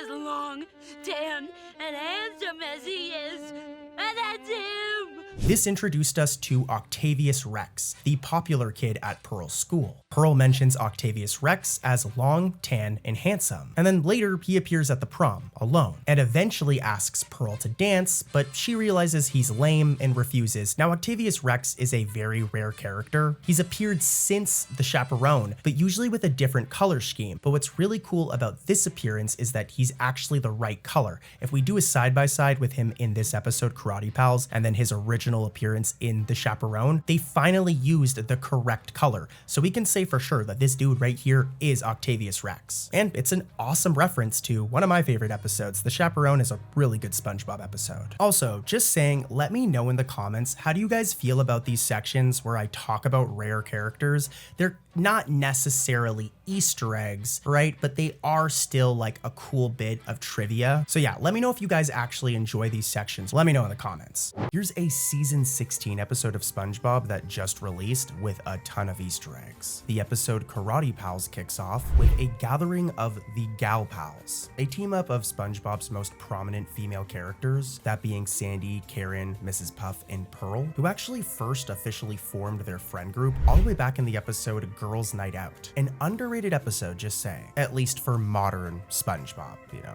Now, they haven't appeared too often, only a few times since season 10, but whenever they do, it's honestly really good writing and some good comedy. But yeah, in this episode, the four Gal Pals are simply hanging out in front of Mrs. Puff's house. And right off the bat, we have an awesome Easter egg as Karen proudly serves up one of her specialties. My famous holographic meatloaf! What do you think? That was delicious and, not too filling. For those of you who don't know, all of you casuals, this right here is holographic meatloaf. And not only does it look delicious, but it's also a really cool deep cut callback for longtime fans like myself, as it's a direct reference to The Algae's Always Greener, an episode that debuted back in like 2002. So shout out to the writers for remembering this. Back in that episode, Plankton comes home to a dinner of literally holographic meatloaf. And yeah, our boy is pretty disappointed about this. Oh, goody. Holographic meatloaf again. When am I gonna get some real food? It's a classic scene, and honestly, it went untouched for like 23 years. That is until Karate Pals finally brought it back. Poor Plankton, that means he's probably eating this shit all the time. Yeah, if we look at the meatloaf side by side, we can see like there's some slight differences, but yeah, this is 100% a reference. You know, whenever I talk about an Easter egg or a reference or trivia, I always am compelled to like prove it, but I don't even think I need to prove this one to you guys. It's a reference. After their holographic meal, Sandy enthusiastically introduces her friends to one of her favorite hobbies. And you guys should know exactly what I'm talking about. That's karate, as SpongeBob would put it. At first, the others are hesitant, but soon Karen, Pearl, and Mrs. Puff embrace karate. Perhaps a little too much, honestly, as each gal pal starts applying karate to their daily life back at home in very over-the-top ways. For example, Karen just starts karate chopping holes in the chum bucket's walls, which probably costed my boy Plankton a lot of money. No wonder this dude is stressed out all the time. Pearl, on the other hand, isn't so bad. She's actually kind of smart about it. She uses all of her newly learned karate moves to somehow do her household chores. But yeah, this scene with Pearl back at the Crab's residence has another Easter egg, and it's a very nostalgic one. As if we rewind a little bit, just as Pearl arrives home to her dad's house, there's a very easy to miss detail by the front door. This little cute little wormy dude right here is Mr. Doodles, Mr. Krabs' pet green worm. We can see him snoozing on this blue chair right here in the living room. You may remember Mr. Doodles from his appearance back in the episode Sandy's Rocket. Back in that episode, we see Mr. Krabs briefly walking Mr. Doodles at night before they mistakenly get abducted by SpongeBob and Patrick, since the duo thinks that Mr. Krabs and his pet worm are aliens. Honestly, after this, over the years, the show had somewhat forgotten about this worm's original owner. At one point, if we go and look at the episode Bubble Buddy Returns, one of the artists mistakenly drew Mr. Doodles alongside a random incidental character. To be fair though, he's also seen to be like abandoned and ownerless later on in the episode Gary and Spot. So, you know, I'm not a theorist, all right? But here's a little theory. Maybe Mr. Krabs got rid of Mr. Doodles. I mean, he is a very cold-hearted man, Mr. Krabs. And who knows, maybe Mr. Doodles was adopted by this incidental that we seen in Bubble Buddy Returns, and then maybe Mr. Doodles got abandoned again, which is why we see him at the animal shelter or Pound in Gary and Spot. I don't know the exact lore, all right? I don't know the sponge lore here, but what is for sure is that Mr. Doodles makes his return in Karate Pals, and it finally sets things straight by quietly placing Mr. Doodles back in the Mr. Krabs household. He doesn't deserve Mr. Doodles, all right? He abandoned that pet potentially, giving us a cool Easter egg that references Sandy's Rocket, but also cleans up some canon. But you know, we're at Mr. Krabs' house right now, so let's stay here for a moment, as inside the Krabs residence, there's more Easter eggs. We have to head over to Pearl's bedroom, as once she starts using her new karate abilities to somehow magically clean her clothes, we get a glimpse of Pearl's closet, which is absolutely filled with outfits that reference older episodes. There's 6 distinct outfits hanging here, and we're gonna go through each one. Starting from the leftmost, there's a purple dress and a yellow apron. And this isn't a random fit. It's actually Pearl's exact work uniform from this scene in Mall Girl Pearl. Roll the clip. It's from when she took a job at the Bikini Bottom Mall, so quite the deep cut reference. Next to that outfit hangs a plain brown long sleeve shirt, and this one is a very specific reference, as this is the outfit Pearl wore when her and Plankton break into the Krusty Krab in the episode Plankton's Intern. Ooh, what's your plan to open the safe? I'll just use the combination. Diabolical! It's very cute that her and Plankton matched, you know? And she kept the shirt, like she still owns that thing. The next outfit holds a set of pink pajamas. They look very comfy, and these things are a slightly redesigned version of the ones that Pearl wore back in the classic Dream episode Sleepy Time. So a really cool reference to season 1. To the right of the pajamas is a school uniform style outfit, and it took me a second to remember this one, but it's actually Pearl's Science Scout outfit from Goons on the Moon. Fifth in line is a fancy pink gown, which is actually the very same dress that we seen back during Pearl's 16th birthday in the episode Whale of a Birthday. And last but not least, at the far right is a pink and white ballet tutu. And this is a more recent callback. It's a callback to the episode Tango Tangle, where at one point in that episode, we see Pearl and SpongeBob go to a dance class, and Pearl wears that same tutu. I love that the art team put effort and time into this, as they could have just put a bunch of random outfits here, but they made sure to include some cool ones referencing some older episodes. You guys know I love shit like this, man. I'm a nerd for this stuff. After these home-based shenanigans, Karate Pals shows how karate fever is affecting the rest of the group around town. Mrs. Puff, as you guys know, is typically a very cautious boating teacher. She's very to the book and she wants things to be safe. But the karate has been getting to her head, and she's a lot more punchy and reckless ridiculous, especially during her exam with SpongeBob, where she's literally encouraging the dude to drive faster. Mrs. Puff very evilly tells SpongeBob to floor it. I think you're finally ready, SpongeBob. Floor it. Floor it?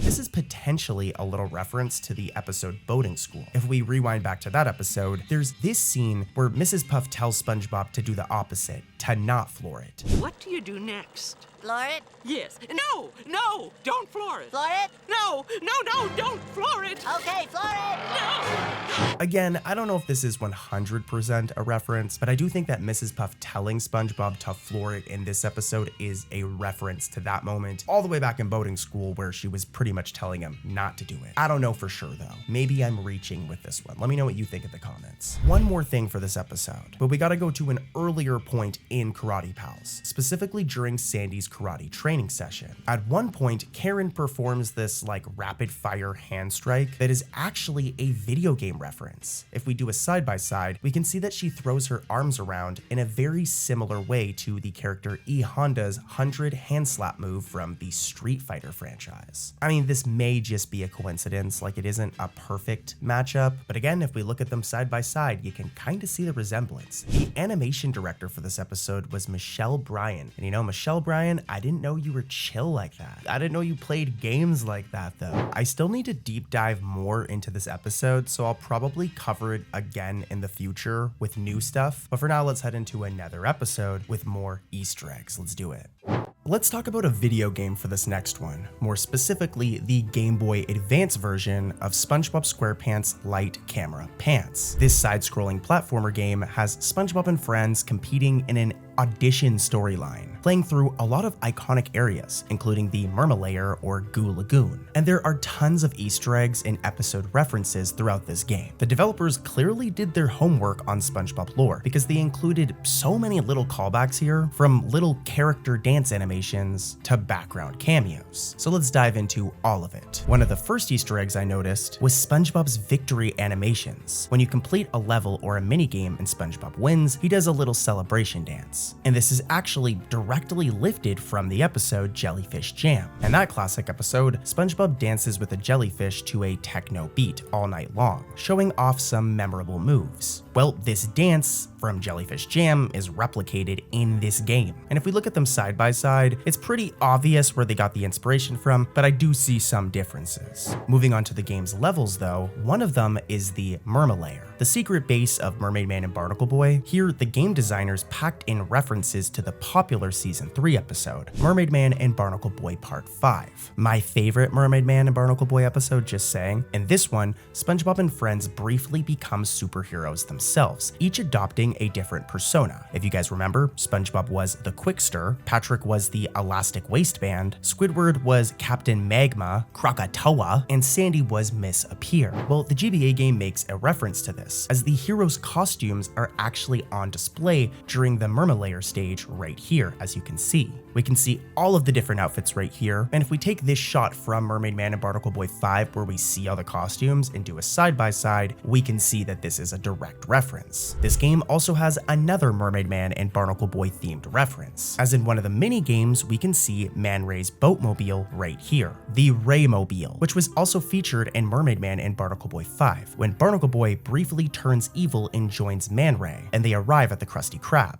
Holy oil spill! It's Mermaid Man and Barnacle Boy's arch enemies, Man Ray and the Dirty Bubble. The vehicle that they're whipping in the episode right here is the exact same vehicle we see in this game, making for a deep cut reference. Another world in this game is Goo Lagoon, the beach area. And here too, the developers pulled from SpongeBob's rich episode history. If you play through the Goo Lagoon stage, you'll notice a pair of big muscular bullies talking to you at one point. And well, these two muscle-bound fish aren't random. They're the exact same thugs from the episode Krabbyland from Season 3. Back in Krabbyland, those two meathead guys infamously beat up SpongeBob while he was trying to enter entertain all of these kids. And if we do a side-by-side, we can see that the creators of this game pulled this art directly from the episode. It seems that Nickelodeon gave them the permission necessary to use all of these references I've talked about so far. But there's a couple of things in this game that show they couldn't get permission for everything. For example, the tutorial stage is very clearly Mrs. Puff's like boating school, but it's renamed to be Mrs. Puff's driving school. There's also another location called SS Rest Home, which is very clearly the Shady Shoals retirement home. The entire stage is themed around this, and a lot of the incidental characters in this stage are the characters that you would see in the actual show in the retirement home. So some interesting stuff here. I imagine this is how game development works when you're working with licensed properties. It's not like they can just take whatever they want from the show. Certain things have to be approved. And in the case of this game, the Mermalayer and Goo Lagoon were approved, but it seems that Shady Shoals and Mrs. Puff's boating school were not 100% like approved, so they had to work around this a little bit. Only the type of nerdy shit that I would care about. Oh, also, before we move on to something else, I just realized in this game during the driving minigames, each of the playable characters, SpongeBob, Squidward, Patrick, and Sandy, have their own vehicles, and Sandy's vehicle seems to potentially be a reference to Sandy's rocket. If we look at the rocket and her actual cart, you can see a little bit of a resemblance here, but I don't know for sure. What I do know for sure is you want to stay tuned because I have some crazy stuff coming up. Now, I've covered the episode Out of the Picture before, but we're going to take a different look at it in this video. A little bit of context though, and then we'll get into the Easter eggs. In this episode, Squidward holds an art exhibition at the Krusty Krab, displaying many of his own paintings in hopes of selling them, which doesn't really happen. It actually leads to Mr. Krabs trying to kill Squidward. That way, Squidward's art goes up in value. It's very dark, but that's not what we're here for. As amid the attempts on Squidward's life, the episode treats us to a gallery of 17 Squidward portraits. And these may just seem like random paintings, but this was actually a really big deal for the series, and somewhat of a reboot of the self-portrait gag we seen back in season 6. But yeah, these 17 portraits feature some that reference past episodes, while others establish a new artistic canon for Squidward, which may sound confusing, but let me dive into this and explain. This is just an example of how much of a nerd I am when it comes to behind the scenes SpongeBob stuff like the production. But yeah, when Squidward carts in his paintings for the Krusty Krab show, longtime fans likely flashed back to the simpler self-portraits from Not Normal and Squid's Visit. Back then, most of Squidward's artwork consisted of straightforward self-portraits, busts or full body poses of himself, zoom-ins, plus a few wacky abstract portraits. Well, in Out of the Picture, the art team dramatically widened Squidward's artistic range. I mean, if we compare them, the 17 portraits on display here are far more elaborate and varied compared to what we've seen in the past. I mean, just look at some of these pieces, dude. These are like cool pieces of art. Like again, if we compare them to like the art in previous episodes, you can see that the art team really stepped up their game here. And technically from a canonical standpoint, Squidward also stepped up his game as an artist since season 6. The main point here is that instead of reusing the art from the past, the art team decided to reboot it and give Squidward a bunch of new paintings. And this episode almost serves as like a reimagining of Squidward's art. And there's a reason why for this. According to SpongeBob's credits, Out of the Picture's storyboard supervisor was Sherm Cohen, a veteran artist of the show. It seems that Cohen and the team took this opportunity to modernize Squidward's art collection,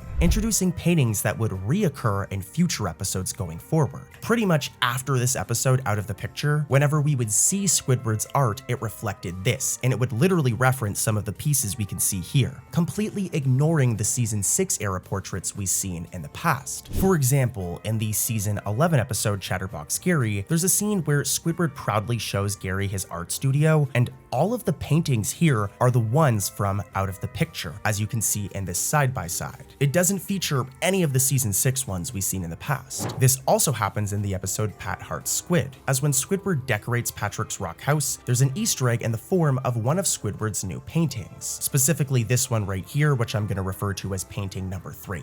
I also just want to mention that Sherm Cohen was also the storyboard supervisor on all of those episodes, which also makes it clear that Sherm is the one that probably pushed to make this change. As I mean, all of the episodes where he's involved is where we see the new portraits. However, this would eventually change again. If we jump to season 13, specifically the episode Friendiversary, it features a quick scene of Squidward rushing into his house, where we get a glimpse of his gallery again. And look, the portraits in Friendiversary reverted to the original season 6 era paintings, instead of the new ones introduced in Out of the Picture. I mean, if you pause that scene and do a side-by-side, it's dark, but it's practically a replica of the wall from Squid's visit, with all of these old classics being back. And here's what makes this interesting. This was actually one of the first episodes to be supervised by a different crew, led by Ian V. He was promoted to this role in season 13, and it seems that he's done away with Sherm's approach to Squidward's portraits. And if we actually jump to any other episodes after Friendiversary where we see Squidward's art gallery, they all use those season 6 portraits. So the main thing here that's interesting, this was very long-winded, but this is very interesting to me, is that when Ian V is supervising the episodes, we get references to the season 6 portraits, and when Sherm Cohen was supervising, we would get the new ones introduced by his team. So very interesting stuff, just a bit of a deep dive into the evolution of Squidward's art and the portraits and how the art team has gone about it. Hopefully that made sense, honestly. I don't know why I was so passionate about this topic, but this one was a lot of fun.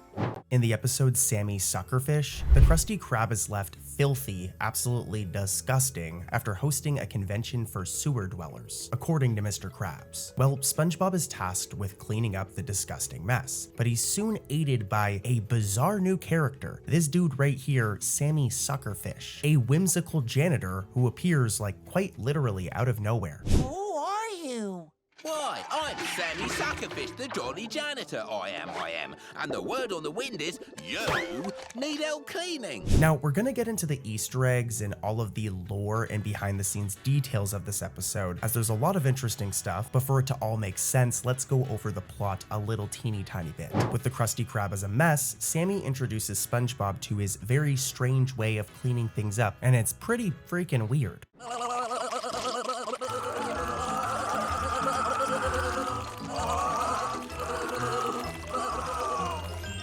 Sammy's approach to things is also very adventurous. It's hard to explain, but here's another clip to show you what I mean. This guy's really into cleaning.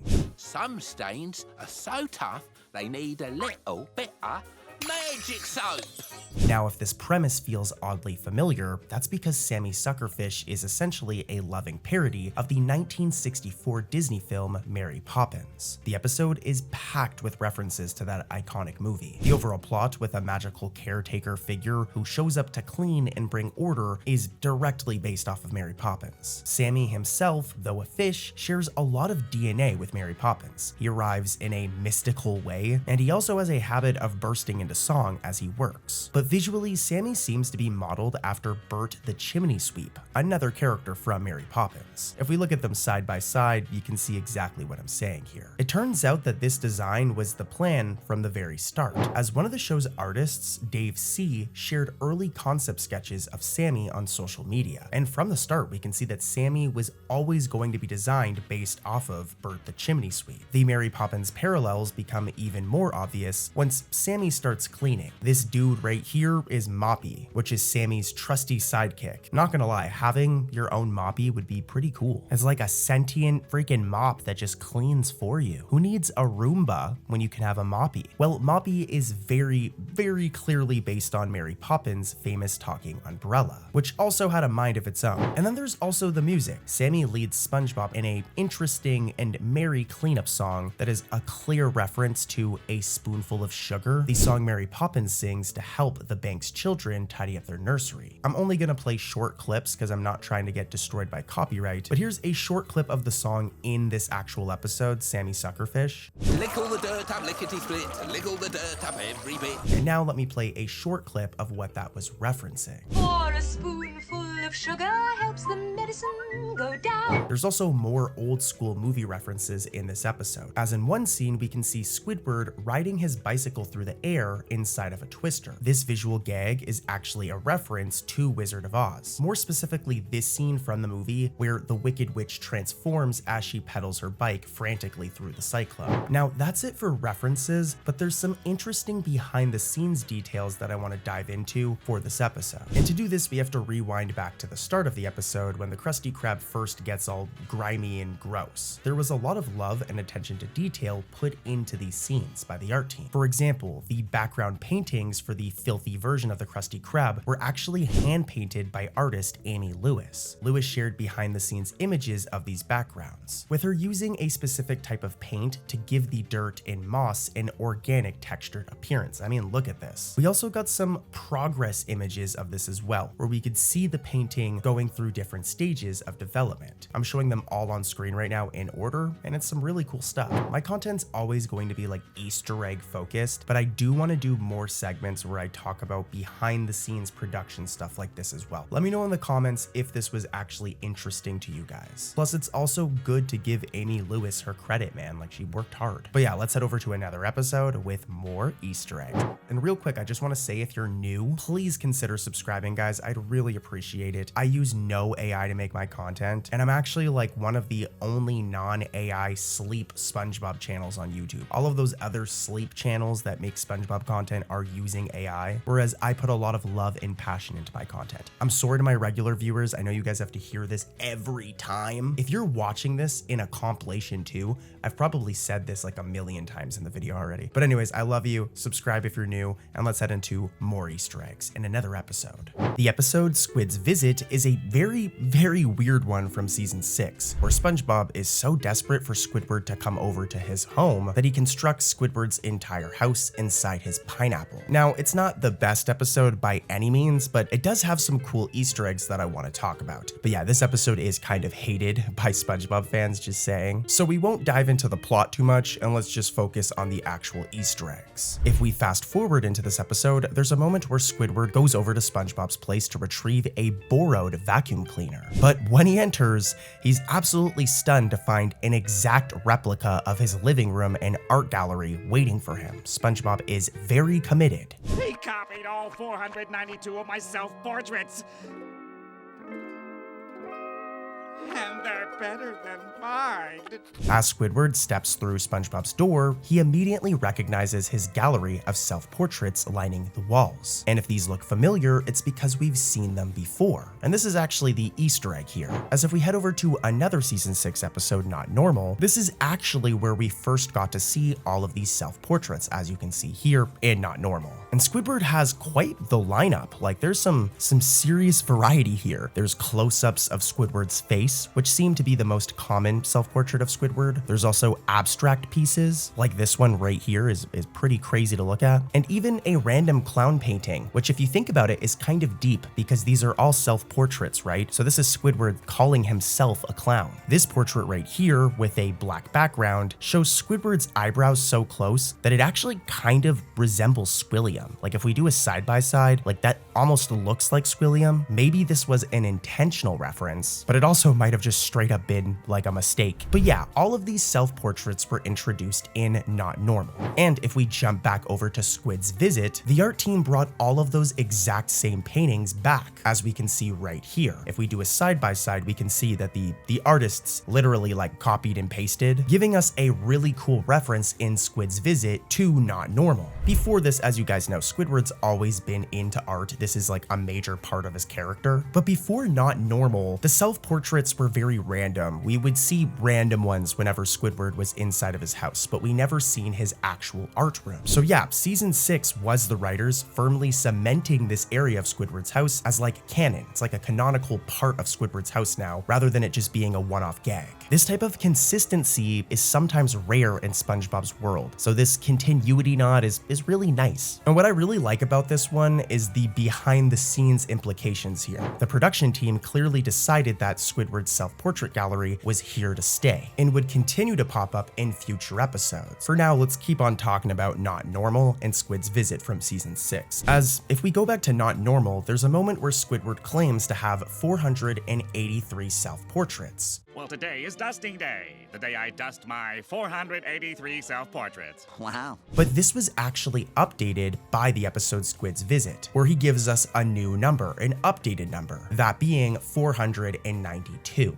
He copied all 492 of my self-portraits. This is really cool and some good continuity from the writers, as it means that between these two episodes, between Not Normal and Squid's Visit, Squidward painted 9 new self-portraits. And like, this isn't that big of a deal, but I like that the writers were actually thinking about these things, right? It shows and kind of proves the point I was making before, that in season 6, like, there was a conscious effort to add to this artist element of Squidward, of his personality, by a very specific background character. And I'm just saying, at first this is gonna seem like I'm reaching, but you guys know I love my rare incidental and background characters, so let's dive into it. In one scene, SpongeBob visits a grocery store where the cashier is a purple fish with a tan shirt and red tie. Well, longtime viewers might get a little bit of nostalgia here, as the same cashier character has appeared only a handful of times in the series, making him somewhat of a rare Easter egg when he does show up. His first appearance was back in the episode Whale of a Birthday from season 4, where in that episode, SpongeBob buys a birthday gift for Pearl. I believe it was a comb at the Bikini Bottom Mall. And yeah, the cashier gives SpongeBob a hard time since he's trying to use Mr. Krabs' credit card to make the purchase. Now, again, this is why this one feels so random,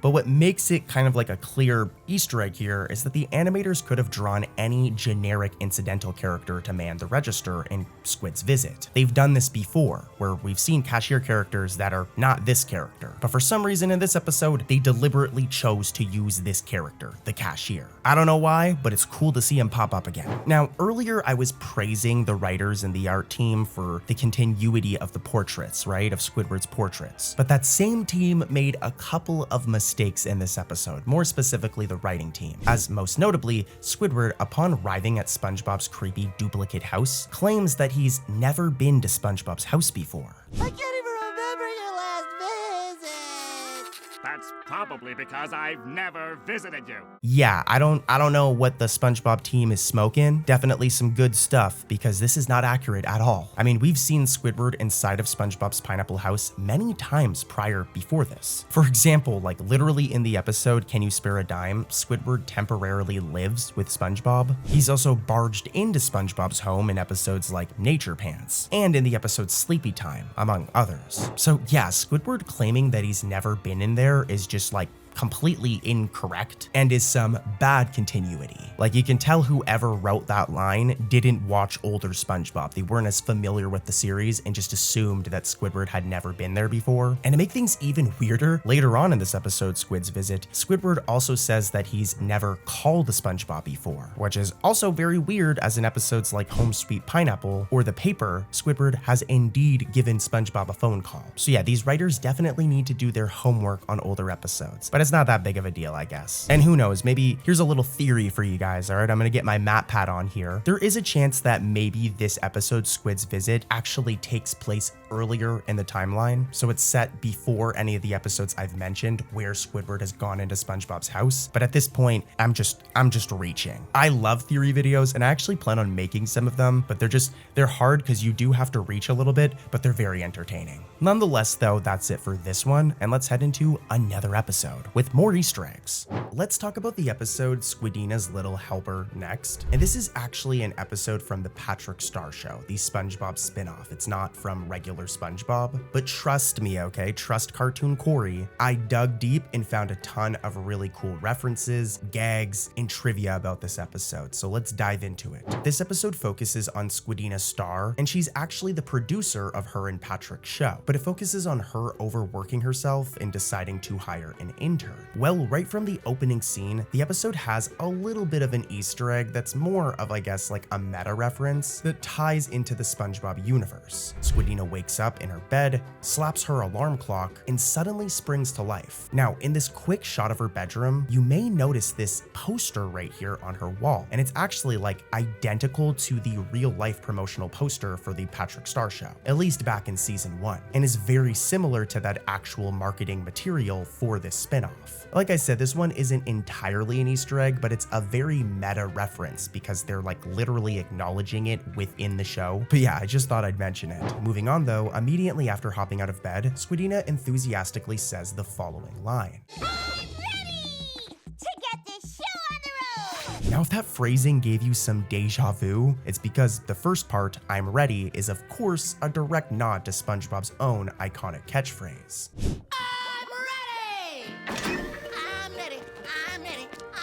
As a lot of you probably already know, SpongeBob first shouted this catchphrase all the way back in the show's pilot, I believe, Help Wanted, and Squidina's helper is making a little bit of a reference here to that catchphrase. After this, Squidina leaps into action, setting up like an elaborate contraption to ensure Patrick wakes up and actually gets ready for the day's broadcast on time. As you can imagine, Patrick is probably the type of dude to oversleep, you know what I mean? Well, this whole sequence is one big visual gag, as Squidina rigs the house with various props and even lays out clothes for Patrick to tumble into. But here's the thing, there's one element of her setup that involves jellyfish jelly, where we see Squidina grab a jar of this jelly and she uses it to paint a path for Patrick. Well, it seems that this jar could be an Easter egg, as the label on Squidina's jar is very similar to the jellyfish jelly jar seen back in the episode Jellyfish Hunter, where it features a transparent jar, which I will admit the jars are kind of different, and the labels are somewhat different, but they both feature like an orange splat and the word jelly in the exact same purple text, using the same font. So yeah, the one we're seeing right here in the Patrick Star Show looks just like the homemade jellyfish jelly that SpongeBob harvested and brought to the Krusty Krab years before in the season 2 episode Jellyfish Hunter. Hey, buddy, what the heck is that? Why, this is a hole, good sir. Not that. That! It's just a little old Krabby Patty smothered in jellyfish jelly. Amazing. It was so delicious that Fred, our boy Fred, literally breaks into a song after trying it. So I personally would like to try it, but I don't know. Would you guys eat jellyfish jelly? Let me know in the comments. It is clearly somewhat of a reference here, though I will admit this one could be a coincidence. What is undeniable though is the font, like the text itself, is identical. Moving on though, as the episode's plot kicks in, Squidina reveals that despite her very happy mood all the time, she's feeling pretty burnt out from single-handedly producing the Patrick Show every day, so she desires to hire an intern to help her out. This leads to this tiny little character right here getting the job. So Squidina gives him a backstage tour of her high-tech production setup, and this leads to another really funny Easter egg or reference. Squidina shows her new intern a special control lever and says with a grin that this is the slapstick lever before pulling it. This one, for example, tosses the chainsaws to Patrick. And this one moves it to his next mark.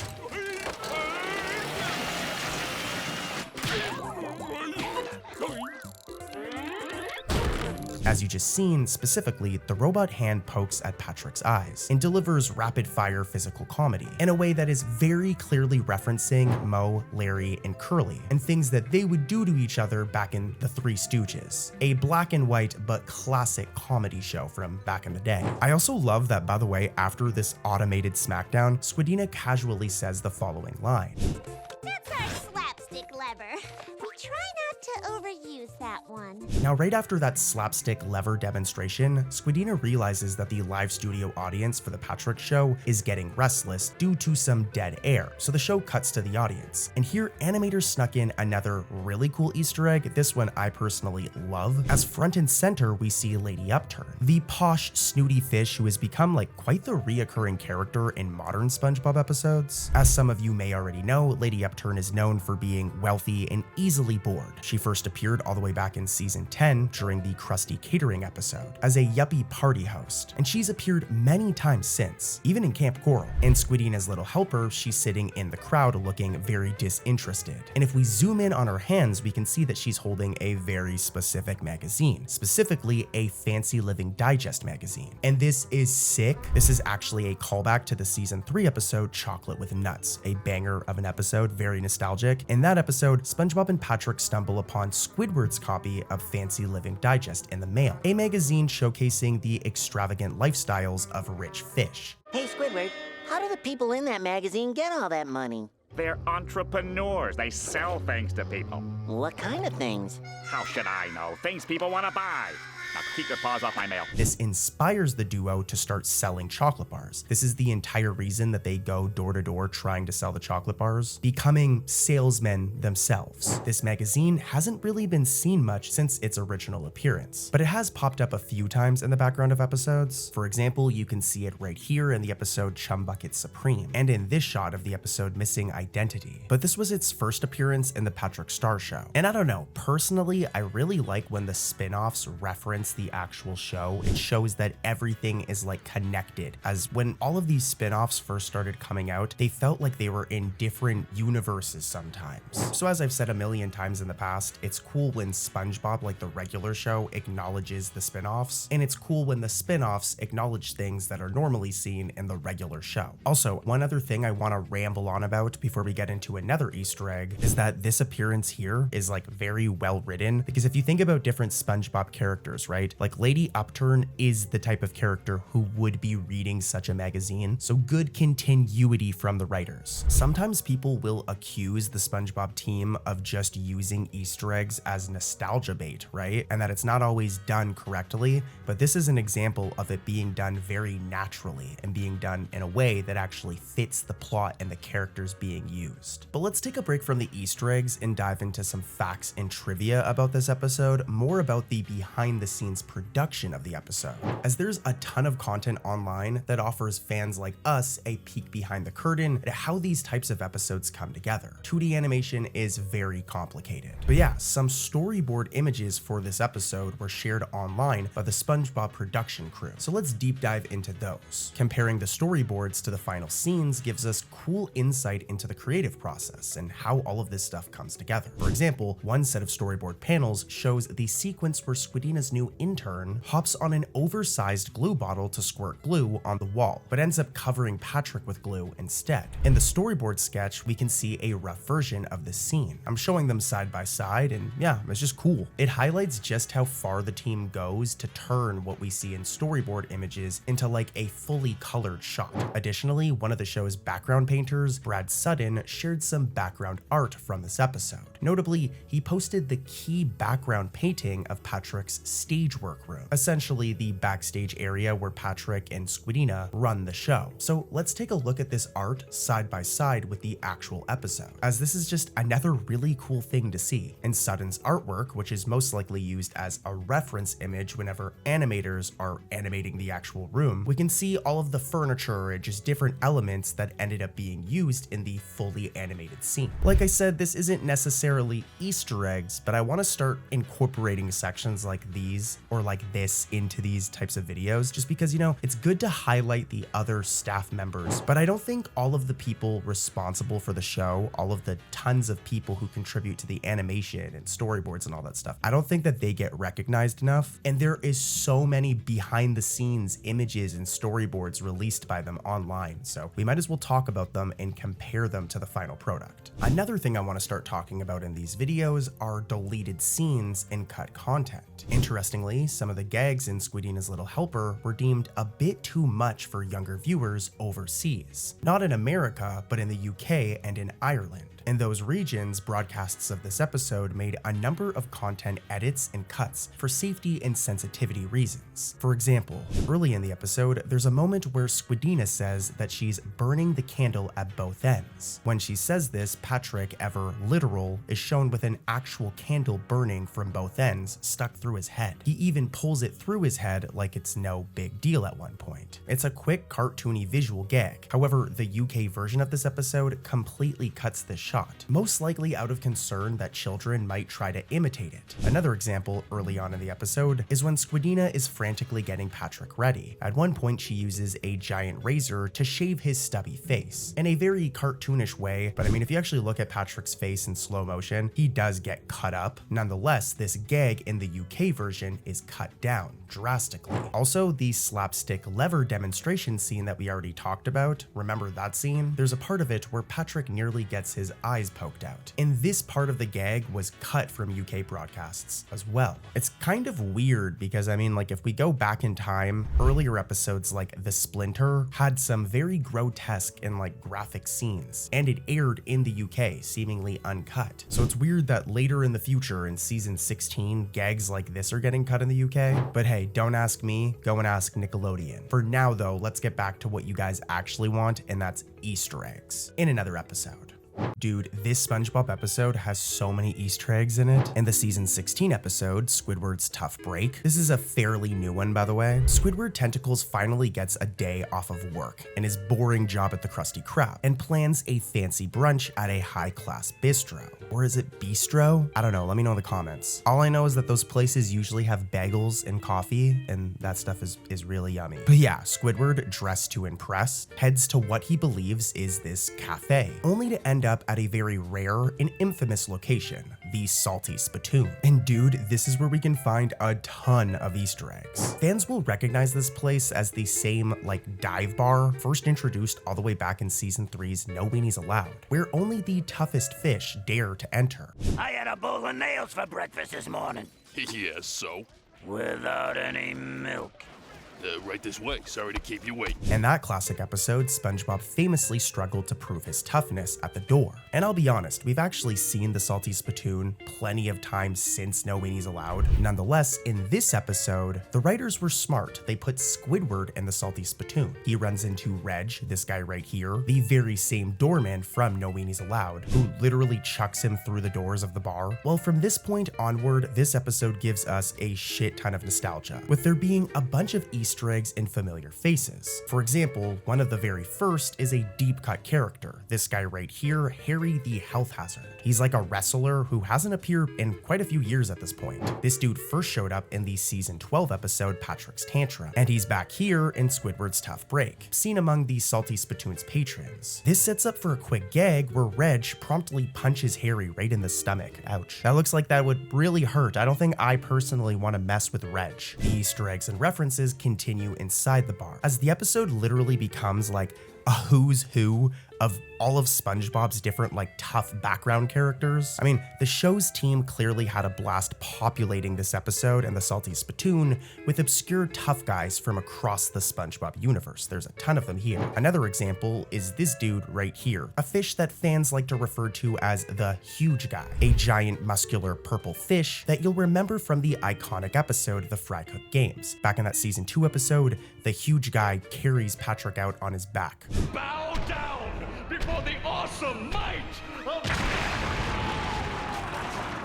this huge guy who's carrying the real contestant, Patrick Star! Years later, in this very random incidental character, the Huge Guy appears in the Salty Spittoon on the wall of the toughest guys. And there's still more. This entire Salty Spittoon section of the episode is like overflowing with different Easter eggs, and this was likely by design. It seems the writers in recent seasons have been eager to revisit it. Like, it's clear that Nickelodeon has made an effort to make the Salty Spittoon like somewhat of a reoccurring location within SpongeBob lore now. In fact, the Spittoon has reappeared a few times since season 13. So yeah, the location is back full swing in the show. And to fill out the bar's background, the art team seems to have dug deep into the character archives, and the result is a ton of rare character cameos during the Salty Spittoon sequences in Squidward's Tough Break. For instance, a tough ladyfish named Mo appears, a really cool Easter egg because Mo actually originally came from the Camp Coral spin-off series. Like Mo isn't a regular SpongeBob character, they were brought into the main SpongeBob series during Salty Sponge, and later in this episode, Squidward's Tough Break, as we can see them right here. Another example is the HR Thug, who originally appeared back in the episode Selling Out, where he threatened Squidward. The art team needed to fill up the salty spittoon and looked for any random thug or criminal-like character they could find, and trust me, this is a good example. The HR Thug is very random, and he appears right here in Squidward's Tough Break. But we can also spot this character right here, the Biker Fish, originally designed for the episode Potato Puff. Like I said, the art team had to dig deep, so they pulled this character from Potato Puff, and they're now a regular part of the Salty Spittoon crowd. But there's plenty of classic tough guys that originated back in No Weenies Allowed that also make a comeback in this episode. For example, my boy Tattoo Terry. This guy, for some reason, just looking at him is so nostalgic to me. Here's a side-by-side of him in this new episode and him back in No Weenies Allowed. There's also this guy, the Hate Fish, and even this dude, the Popeye Fish. Another very familiar fish if you're an old school SpongeBob fan like me that watched No Weenies Allowed back in the day. Now, to be fair, some of these characters have occasionally reappeared in other episodes over the years since No Weenies Allowed, but seeing them all assembled together back inside the Salty Spittoon, the very place that originally defined them and created them, is really cool. There are a ton that I didn't mention, so if there's any fellow SpongeBob nerds like me, let me know in the comments all of the other reappearances in the Salty Spittoon of characters who have appeared in the past that I missed. As the plot continues though, Squidward starts fitting right in with the Spittoon crew, eventually earning the respect of Reg and the gang, thus turning himself into a new tough guy persona known as Crazy Legs. This leads to a subtle Easter egg during a scene at the Krusty Krab, where Squidward shows up to loiter and mess with the normies, as he puts it. Squidward demonstrates just how evil he's become by doing something truly terrible, guys. Mind if I double dip? No, no, no, no, no, no!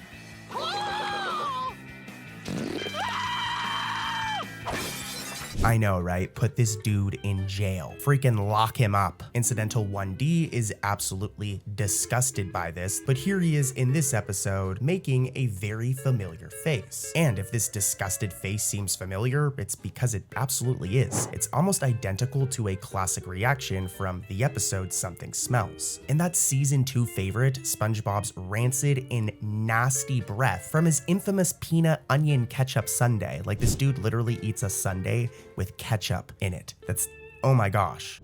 Ketchup! Onions! Good thing I still have these peanut plants growing in the windowsill. A little texture never hurt. This makes his breath so bad that SpongeBob makes this dude in the movie theater, Incidental 1D, recoil in just disgust from the smell. I hope my horrible ugliness won't be a distraction to you. Not at all, boy!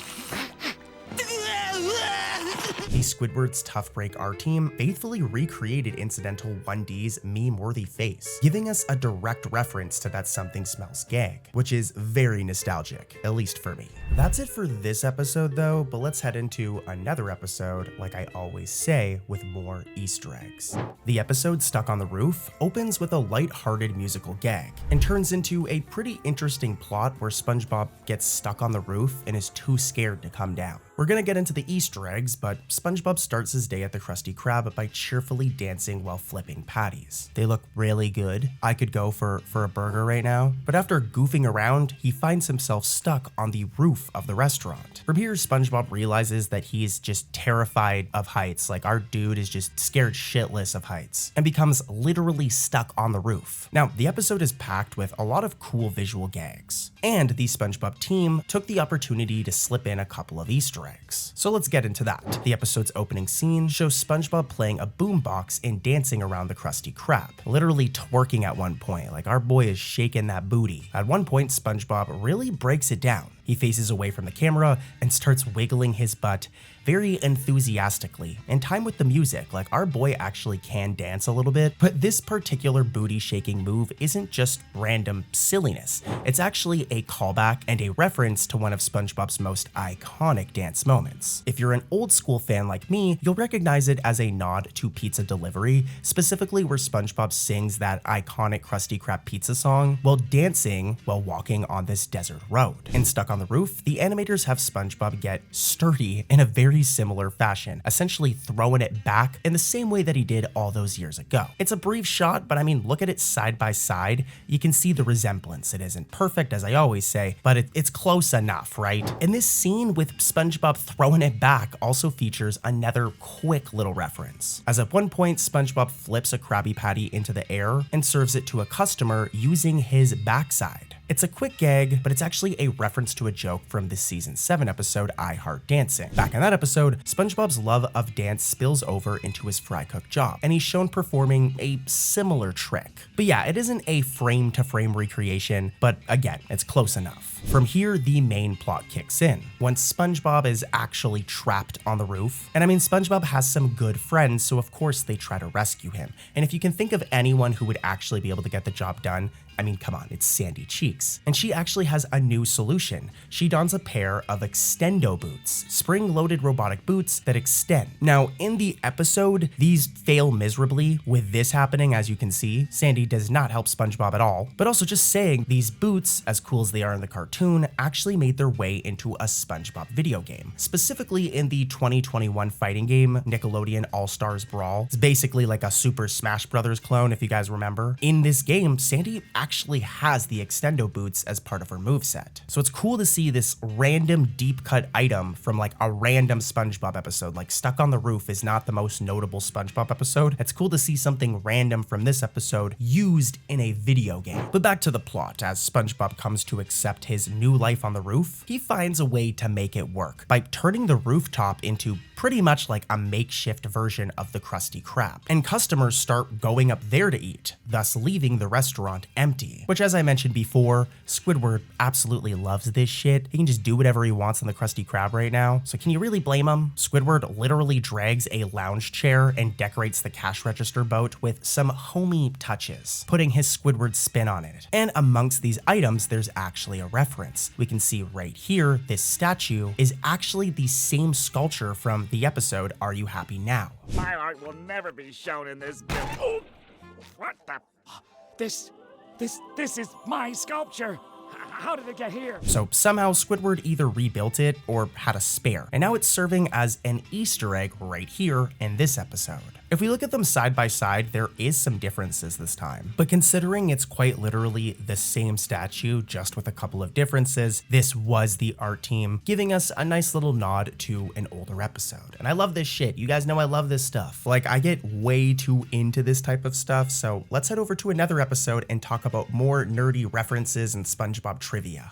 The episode The Abrasive Side opens on a busy morning in downtown Bikini Bottom, where SpongeBob is waiting for the bus to meet Patrick so they can take their trip over to Glove World. Right away, his overly nice nature gets him in trouble. A line forms at the bus stop, and SpongeBob's willingness to let others cut in front of him leaves him stuck at the very back, missing bus after bus. It's actually a really funny gag. No matter how much our favorite Sponge tries, he just cannot catch the bus. Well, among the crowd of pushy fish waiting with him, attentive fans might spot a surprisingly obscure character making a bit of a comeback. This dude right here, this guy, the green, big-chinned businessman, Howard Blandy. If we rewind, Blandy first appeared way back in season 4's Selling Out. And in that episode, he's a wealthy mogul who actually buys out the Krusty Krab and ruins the entire company once he turns it into Krabby-O Mondays, selling synthetic patties, fake Krabby Patties, and just turning it into a greedy corporate machine. Like, if you think Mr. Krabs is greedy, this guy's a lot. But yeah, this reference or Easter egg is a deep cut, considering Blandy hasn't been seen in ages. So seeing him casually waiting for the bus in The Abrasive Side is a cool bit of continuity. I guess he's a part of, the SpongeBob universe now. But only rarely, like this dude only rarely pops up. But back to the episode, as this entire bus stop sequence feels like a wink to veteran viewers like myself, as there's a bunch of cool little callbacks going on here. For one, SpongeBob repeatedly misses the bus due to constant distractions and delays. A scenario that's pretty similar to Rock Bottom, right? If we rewind to that episode in Rock Bottom, SpongeBob found himself stuck in this like weird deep sea town, and every time he tried to go home and get the frick out of there, he'd miss the bus at this bus stop right here.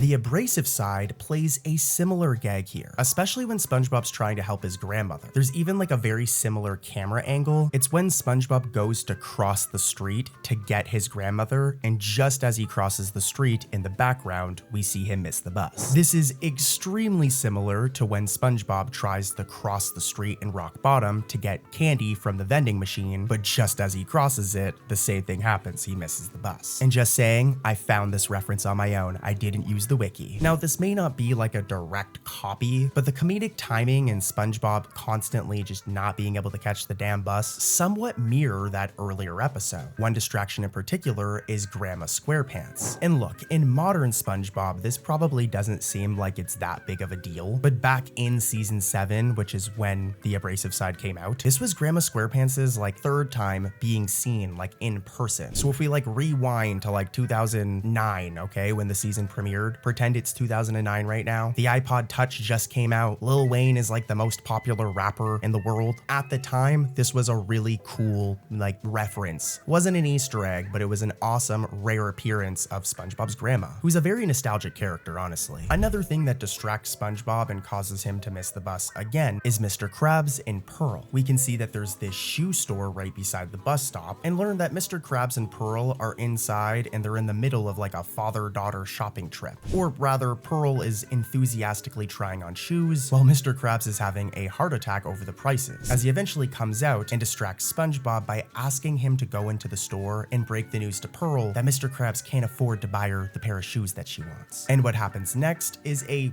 really cool callback to the episode The Chaperone. When SpongeBob delivers the news, Pearl explodes into tears, literally. So much so that her tears flood the entire store. This is almost shot for shot what Pearl did back in The Chaperone during its opening scene, where she similarly flooded the Krusty Krab with her crying. Don't cry, love. Daddy's gonna make it all right. Calm down, girl.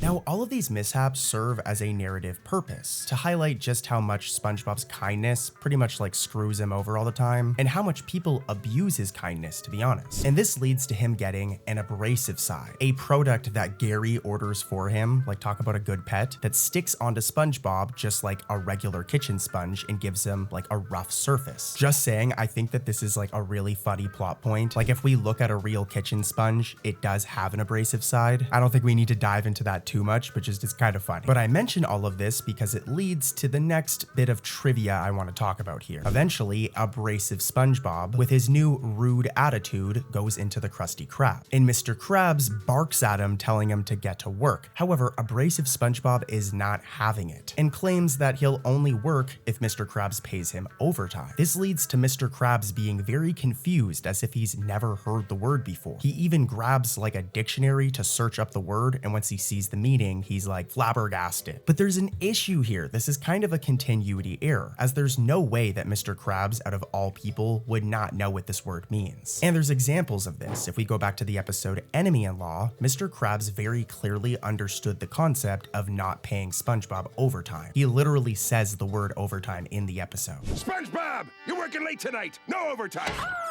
So yeah, Mr. Krabs definitely knows what that word means. What I think happened here is whoever wrote this episode just wasn't familiar with this, SpongeBob lore. Saying that out loud sounds crazy, but there is SpongeBob lore. And whoever wrote this gag needs to educate themselves on it, alright? I'm not proud of it, but I'm like an expert of SpongeBob lore at this point. It's not something I'm gonna like brag to my girlfriend's parents about, but I know my shit. I know my stuff. And so should the writers, but this is a pretty old episode, so let's move on to another Easter egg or another bit of trivia. Also, something I want to point out about this scene that is really good, consistent like character is Mr. Krabs' bookshelf. As if you look, it's all like self-help, finance bro books. You know what I'm talking about? You know the type of dude I'm talking about. All of them are self-help books, and this is just very fitting for Mr. Krabs. Let's get into what happens after this scene though, because there's still more Easter eggs and references I want to talk about. As with Abrasive SpongeBob on the loose, no one in Bikini Bottom is safe from his sass, and we encounter Squidward next, who, as you can imagine, is shocked to hear that SpongeBob doesn't want to talk to him and is very rude to him. Well, Abrasive SpongeBob is, at least. In fact, Abrasive SpongeBob states that not even all of the money hidden in Mr. Krabs' mattress could convince him to spend time with Squidward. Well, this line is actually a really cool continuity reference to Season 4's The Lost Mattress, as in that episode, we learn that Mr. Krabs literally hoards his cash by stuffing it into his mattress, which became a plot point when SpongeBob, Patrick, and Squidward replaced it. My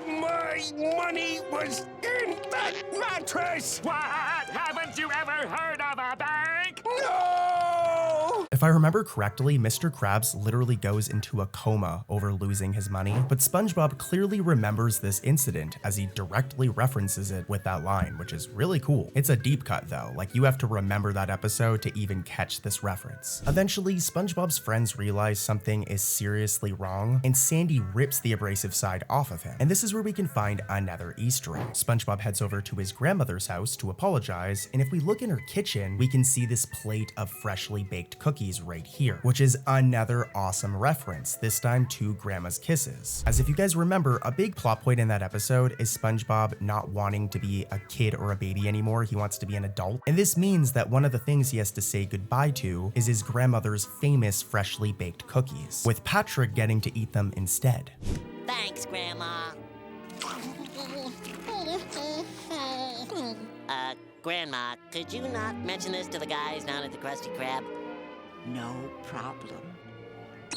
Dude, you know, the cookies are just making me really hungry, so let's move on to another episode and talk about more Easter eggs. The episode, The Green Tentacle, is quite the new one. It actually isn't even out in America yet, but that's just how hard Cartoon Corey goes for you, and I've already found a bunch of Easter eggs in this episode. But let's get into the plot, that way all of the Easter eggs and facts actually make sense. But yeah, on a sunny day in Bikini Bottom, Sandy is enjoying a refreshing glass of this iced tea right here in her tree dome, when a familiar insect flutters by. Longtime fans will recognize this butterfly, as it's the very same one that startled SpongeBob back in the series' second episode, Tea at the Tree Dome. There's no water in... Here.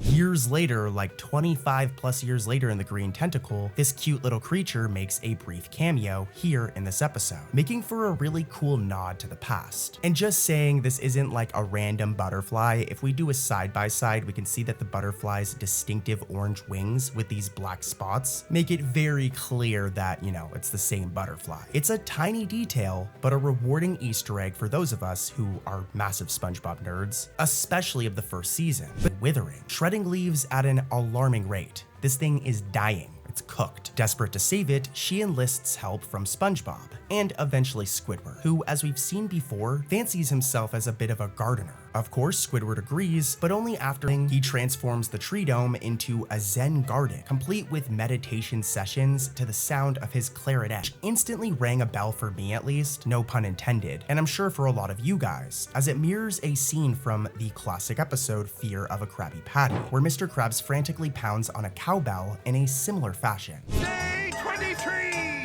Give it up for day 6,654. Day 30! Now, this homage isn't frame perfect, but the frenzied energy and timing make it that it's a pretty clear inspiration. Also, just saying, Squidward becoming so crazy in this episode is very funny. He reminds me of myself when I forget to take my ADHD medication. But forget about all of that, let's talk about the multiple Easter eggs in this one scene, as many of the leaves are actually fragments of something we all will recognize is the infamous bold and brush painting, which can be seen right here. Originally from Season 2's Artist Unknown, Bold and Brash is the abstract portrait of Squidward that he once tried to sell to an art collector. This guy right here, Monty P. Moneybags. And I mean, who could forget Monty's scathing critique? How about this one?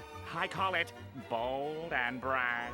More like belongs in the trash! Sorry, I must have missed that one. Don't worry, I'm gonna talk about more Easter eggs in this episode, as there's multiple other portraits here that reference older episodes. But just saying, I'm actually considering doing a full video, like doing a deep dive, like an insane deep dive into Squidward's portraits, because Squidward's actually a really good artist. But anyways, this painting right here, Bold and Brash, appears in the Green Tentacle, and it's an awesome Easter egg. But it's also a little heartbreaking. I mean, Squidward in his derangement has literally torn up all of his masterpieces to save a tree. So one has to wonder, is Bold and Brash canonically destroyed now? I mean, I really hope not. But actually, Bold and Brash isn't the only piece of artwork that we can see during that shot. As you can see, and I'm circling all of them, there's a bunch of other portraits here. And a couple of them are also references to other portraits we've seen in previous SpongeBob episodes. They're Easter eggs. For example, I was able to spot this one right here, and I just want to say this isn't on the SpongeBob wiki, I found this on my own, but there's this blue background self-portrait of Squidward right here, where he has one normal eye and one like red bloodshot eye, I guess. It's a very funky art style, but if it looks familiar, it's because we've seen this exact same portrait before. Many times actually, but a good example is that it was one of the many paintings Squidward carted into the Krusty Krab during the season 10 episode Out of the Picture. And that episode, Squidward tried to sell a whole gallery of his art, and this blue background portrait was clearly one of his personal favorites on display. Here's a side-by-side, and they're definitely the same painting or portrait, right? The animator's decision to include it here is honestly a deep cut reference, and it shows their attention to detail, because if you really think about it, they could have put like any random painting here. They could have just doodled some random stuff, but they specifically chose established Squidward art. And this has actually been an ongoing thing. I noticed while researching this section that in the modern day, I just hit my microphone, but in the modern day of SpongeBob, right? A lot of Squidward's portraits are consistent. Like when they're referenced, there'll be other portraits we've seen. For example, if we look at all the portraits seen in Out of the Picture, and then we look at the episode Chatterbox Gary, a lot of them line up. But anyways, there's actually another reference in the Green Tentacle in the form of another portrait during the exact same frame. It's this one right here. And it's an even stranger portrait of Squidward drawn in a surreal art style with like an extra eye on his forehead. He's also cut in half and mirrored on the bottom of the portrait. I'm zooming in on it, it's this one right here. And while this one is also a reference. As if we head back to Out of the Picture, we'll find a very similar portrait right here. They seem to be color variants of each other, but as we can see side by side, it's the same. On top of this, there's another painting back in the Green Tentacle in that same frame that stands out. It's this like tiki inspired painting of Squidward's face, and this one might trigger memories from a more recent episode, as it's a reference to Chatterbox Gary from season 11, where Gary acquires a collar that translates his meow into speech, which is actually pretty cool. Imagine giving like your dog or your goldfish like some device and they could talk to you. I know my dog would just beg for treats all the time. But yeah, back in that episode Chatterbox Gary, Squidward proudly shows off a secret room in his house filled floor to ceiling with self-portraits. And one of the pieces visible in Squidward's gallery is identical to the one I just mentioned in the Green Tentacle. The fact that it reappears here is again a fun shout out to Chatterbox Gary and underscores just how vast Squidward's crazy art collection really is. And again, realistically, the storyboard artists could have doodled up some random modern art for this scene, but instead they pulled from Squidward's established catalog. Because this dude has a lineup of paintings, man, he has a lot. But let's keep it going with even more Easter eggs. Ultimately, the crisis in the Green Tentacle is resolved in a very SpongeBob-esque way. SpongeBob innocently muses that it's a shame that they can't just ask the tree what's wrong. And it's very fitting for Sandy's character if you think about it. Like, look at this truck. It just screams redneck Texan. But Sandy knows the issue now, she fixes it, and I wonder if Squidward's paintings, like all of them, are canonically destroyed now. It's a cartoon, so I doubt it. SpongeBob is very selective with their continuity, so who knows. I'm sure in the very first episode of Camp Coral, the Jellyfish Kid, an episode I've covered in the past just saying, but this is all new stuff, 10-year-old SpongeBob is determined to catch his very first jellyfish. In the introduction of the episode, we meet youthful versions of Patrick, Sandy, Squidward, and others, while also being introduced to the new camp setting. It makes sense since it's like the first episode. And the creators stuffed in a ton of Easter eggs and references in this very first episode. Right off the bat, we can see that Mrs. Puff works at Camp Coral, teaching a junior boating class. This isn't an Easter egg, but this detail makes perfect sense given Mrs. Puff's future career as Bikini Bottom's boating school teacher. So this was a cool little nod to her adult role. After this, we get a look inside of SpongeBob's cabin, a scene crammed with a ton of inside jokes and visual references that I've actually covered in previous videos, so don't worry, I'm not going to repeat myself. But there is one gag here that I completely missed. If we look at Patrick, he's asleep, but he's sleeping in his bed in a very interesting way, somehow snoozing upside down like he's freaking Spider-Man. This is actually a callback to a running SpongeBob gag. In the original series, Patrick has been seen sleeping just like this in a couple of different episodes. So yeah, him sleeping like this in the first episode of Camp Coral is most certainly a reference. Moving on though, the main plot of The Jellyfish Kid centers on SpongeBob, Patrick, Sandy, and a couple of other campers taking jellyfishing lessons under a very reluctant Squidward, who, by the way, for those of you who don't know, in Camp Coral, Squidward's like a junior camp counselor. Forgot what I was doing. Your net. No thanks, I got one.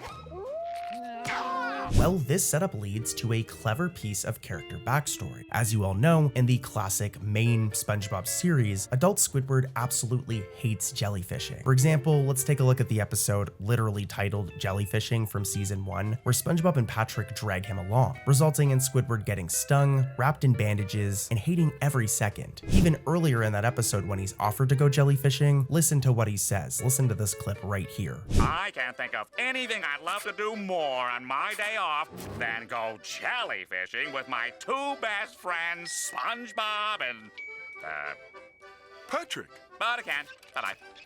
Next time? Oh, sure, right. Whatever.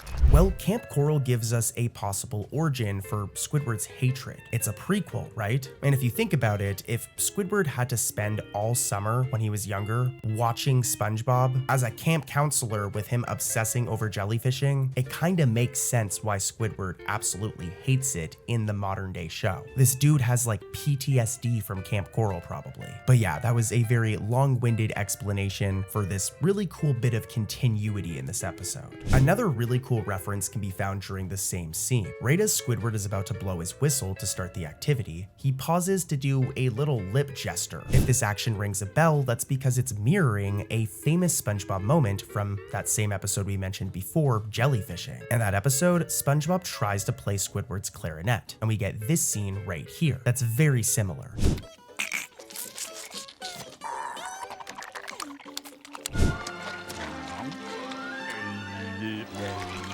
In The Jellyfish Kid, the 3D animators gave Squidward that same exaggerated lip-smacking moment. And considering that this episode, The Jellyfish Kid, is literally about jellyfishing, I definitely think that this is a direct reference to the episode Jellyfishing. I mean, come on. The episode The Crusty Bucket has a ton of really cool references, Easter eggs, and bits of trivia, so let's dive into it. I think you guys are really gonna like this one. At the start of this episode, Plankton sneaks into Mr. Krabs' house, hides in a cabinet, and steals one of Mr. Krabs' razors. As a matter of fact, Mr. Krabs even uses Plankton as a razor at one point by mistake. That did not look like a pleasant experience. Just imagine how nasty Mr. Krabs' chest hairs would be. Just like, oh my gosh. Anyways though, the point of all this for Plankton is that he wants to steal some of Mr. Krabs' DNA, but more on that in a moment. For now, let's go back to that washroom. And don't worry, we're not trying to get a peek at Mr. Krabs. We just want to look at this tube of toothpaste right here, as this is actually a direct nod to an earlier episode. This toothpaste brand is called Crust, and we've actually seen it before this, only once though, back in the episode Blackened Sponge. Back in that episode at the very start, SpongeBob is seen brushing his teeth before he falls and smacks his eye. He gets a nasty shiner. But yeah, if we zoom in on that toothpaste in Blackened Sponge, we can see it's also from the Crust brand. So the fact that the art team used this exact same brand, which had only appeared like once before this, was certainly intentional and is the type of Easter egg that I love. I love Easter eggs like this. And just saying this is for sure an Easter egg, it isn't like Kelpos, for example, where it's like a common in-world SpongeBob product that pops up often. For example, Kelpos appear in numerous episodes, whereas Crust has only appeared once before this. So yeah, them including it here was an Easter egg. I don't know why I over-explained that, but I gotta prove my point, you know what I mean, guys? I don't wanna ever be just spreading misinformation or making reaches. Also though, a fun fact here that is pretty obvious if you think about it, but the brand name Crust is definitely a spoof on the real-life toothpaste brand Crest. The logos and all that do not look similar, but it's definitely a spoof. Moving on though, as I said, the reason that Plankton wanted this DNA is for one of his new schemes. He takes the hair from the razor and mixes it together with his own DNA to create a combined clone known as Plain Crab. Once created, Plankton sends Plain Crab to the Krusty Krab to steal the formula. And while Plankton waits outside, he gets stepped on by a certain someone.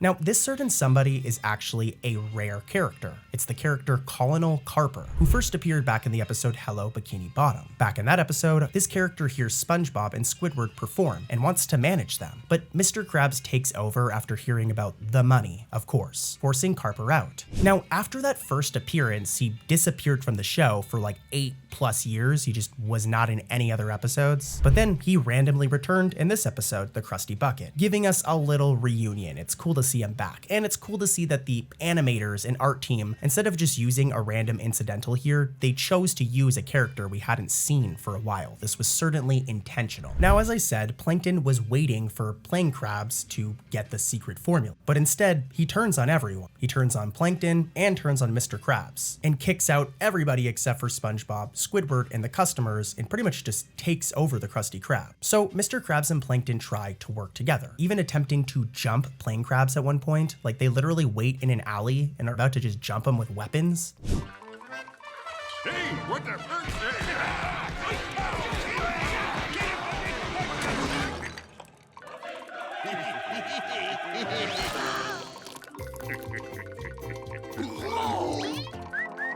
Dude, Mr. Krabs is wild for that one, and unfortunately it fails. And eventually, Plankton and Mr. Krabs turn on each other, getting into a fight inside the Krusty Krab that leads them into the Krusty Krab bathroom. And this is where we can find another Easter egg. During this section of the episode, Krabs and Plankton fight inside one of the stalls. And the rare character, Administrator Flotsam, can be seen in the stall right next to Plankton and Krabs. Hey, I am trying to read! This is another very rare SpongeBob character, and them being in the washroom is actually like a gag with the character. Administrator Flotsam has only appeared in 4 episodes before this, so he is very rare, but whenever he does appear, it's always for some reason in the Krusty Krab washroom. For example, in the episode The Ballad of Filthy Muck, he appears in this scene in the Krusty Krab bathroom, and this also happens in The Return of the Dirty Bubble, in this scene right here. I don't know why the dude is always in the Krusty Krab washroom. I don't know what he's doing in there, but he's in there in this episode, which is a reference to all of his past appearances. And again, this character is very rare, so seeing him pop up again was definitely intentional by the art team. Speaking of that washroom scene with Mr. Krabs and Plankton fighting and them interrupting the administrator's dump, poor guy. Imagine just trying to take a poop and then Mr. Krabs and Plankton are just fighting. But speaking of that scene, there was also a deleted scene planned for this section that got cut. In another stall, there was supposed to be a young boy who was also disturbed by the fighting while doing his business, with multiple objects like an anchor, a stray tire, and even a freaking television comedically being thrown in his stall. This ended up being cut from the final episode. And I mean, if you think about it, it was most likely due to it depicting a child character using the washroom. I mean, the kid is very clearly clothed in the storyboard, and the scene is in comedic taste, but yeah, I can understand why it was cut. But that is pretty much it for the Krusty Bucket. So let's head into another episode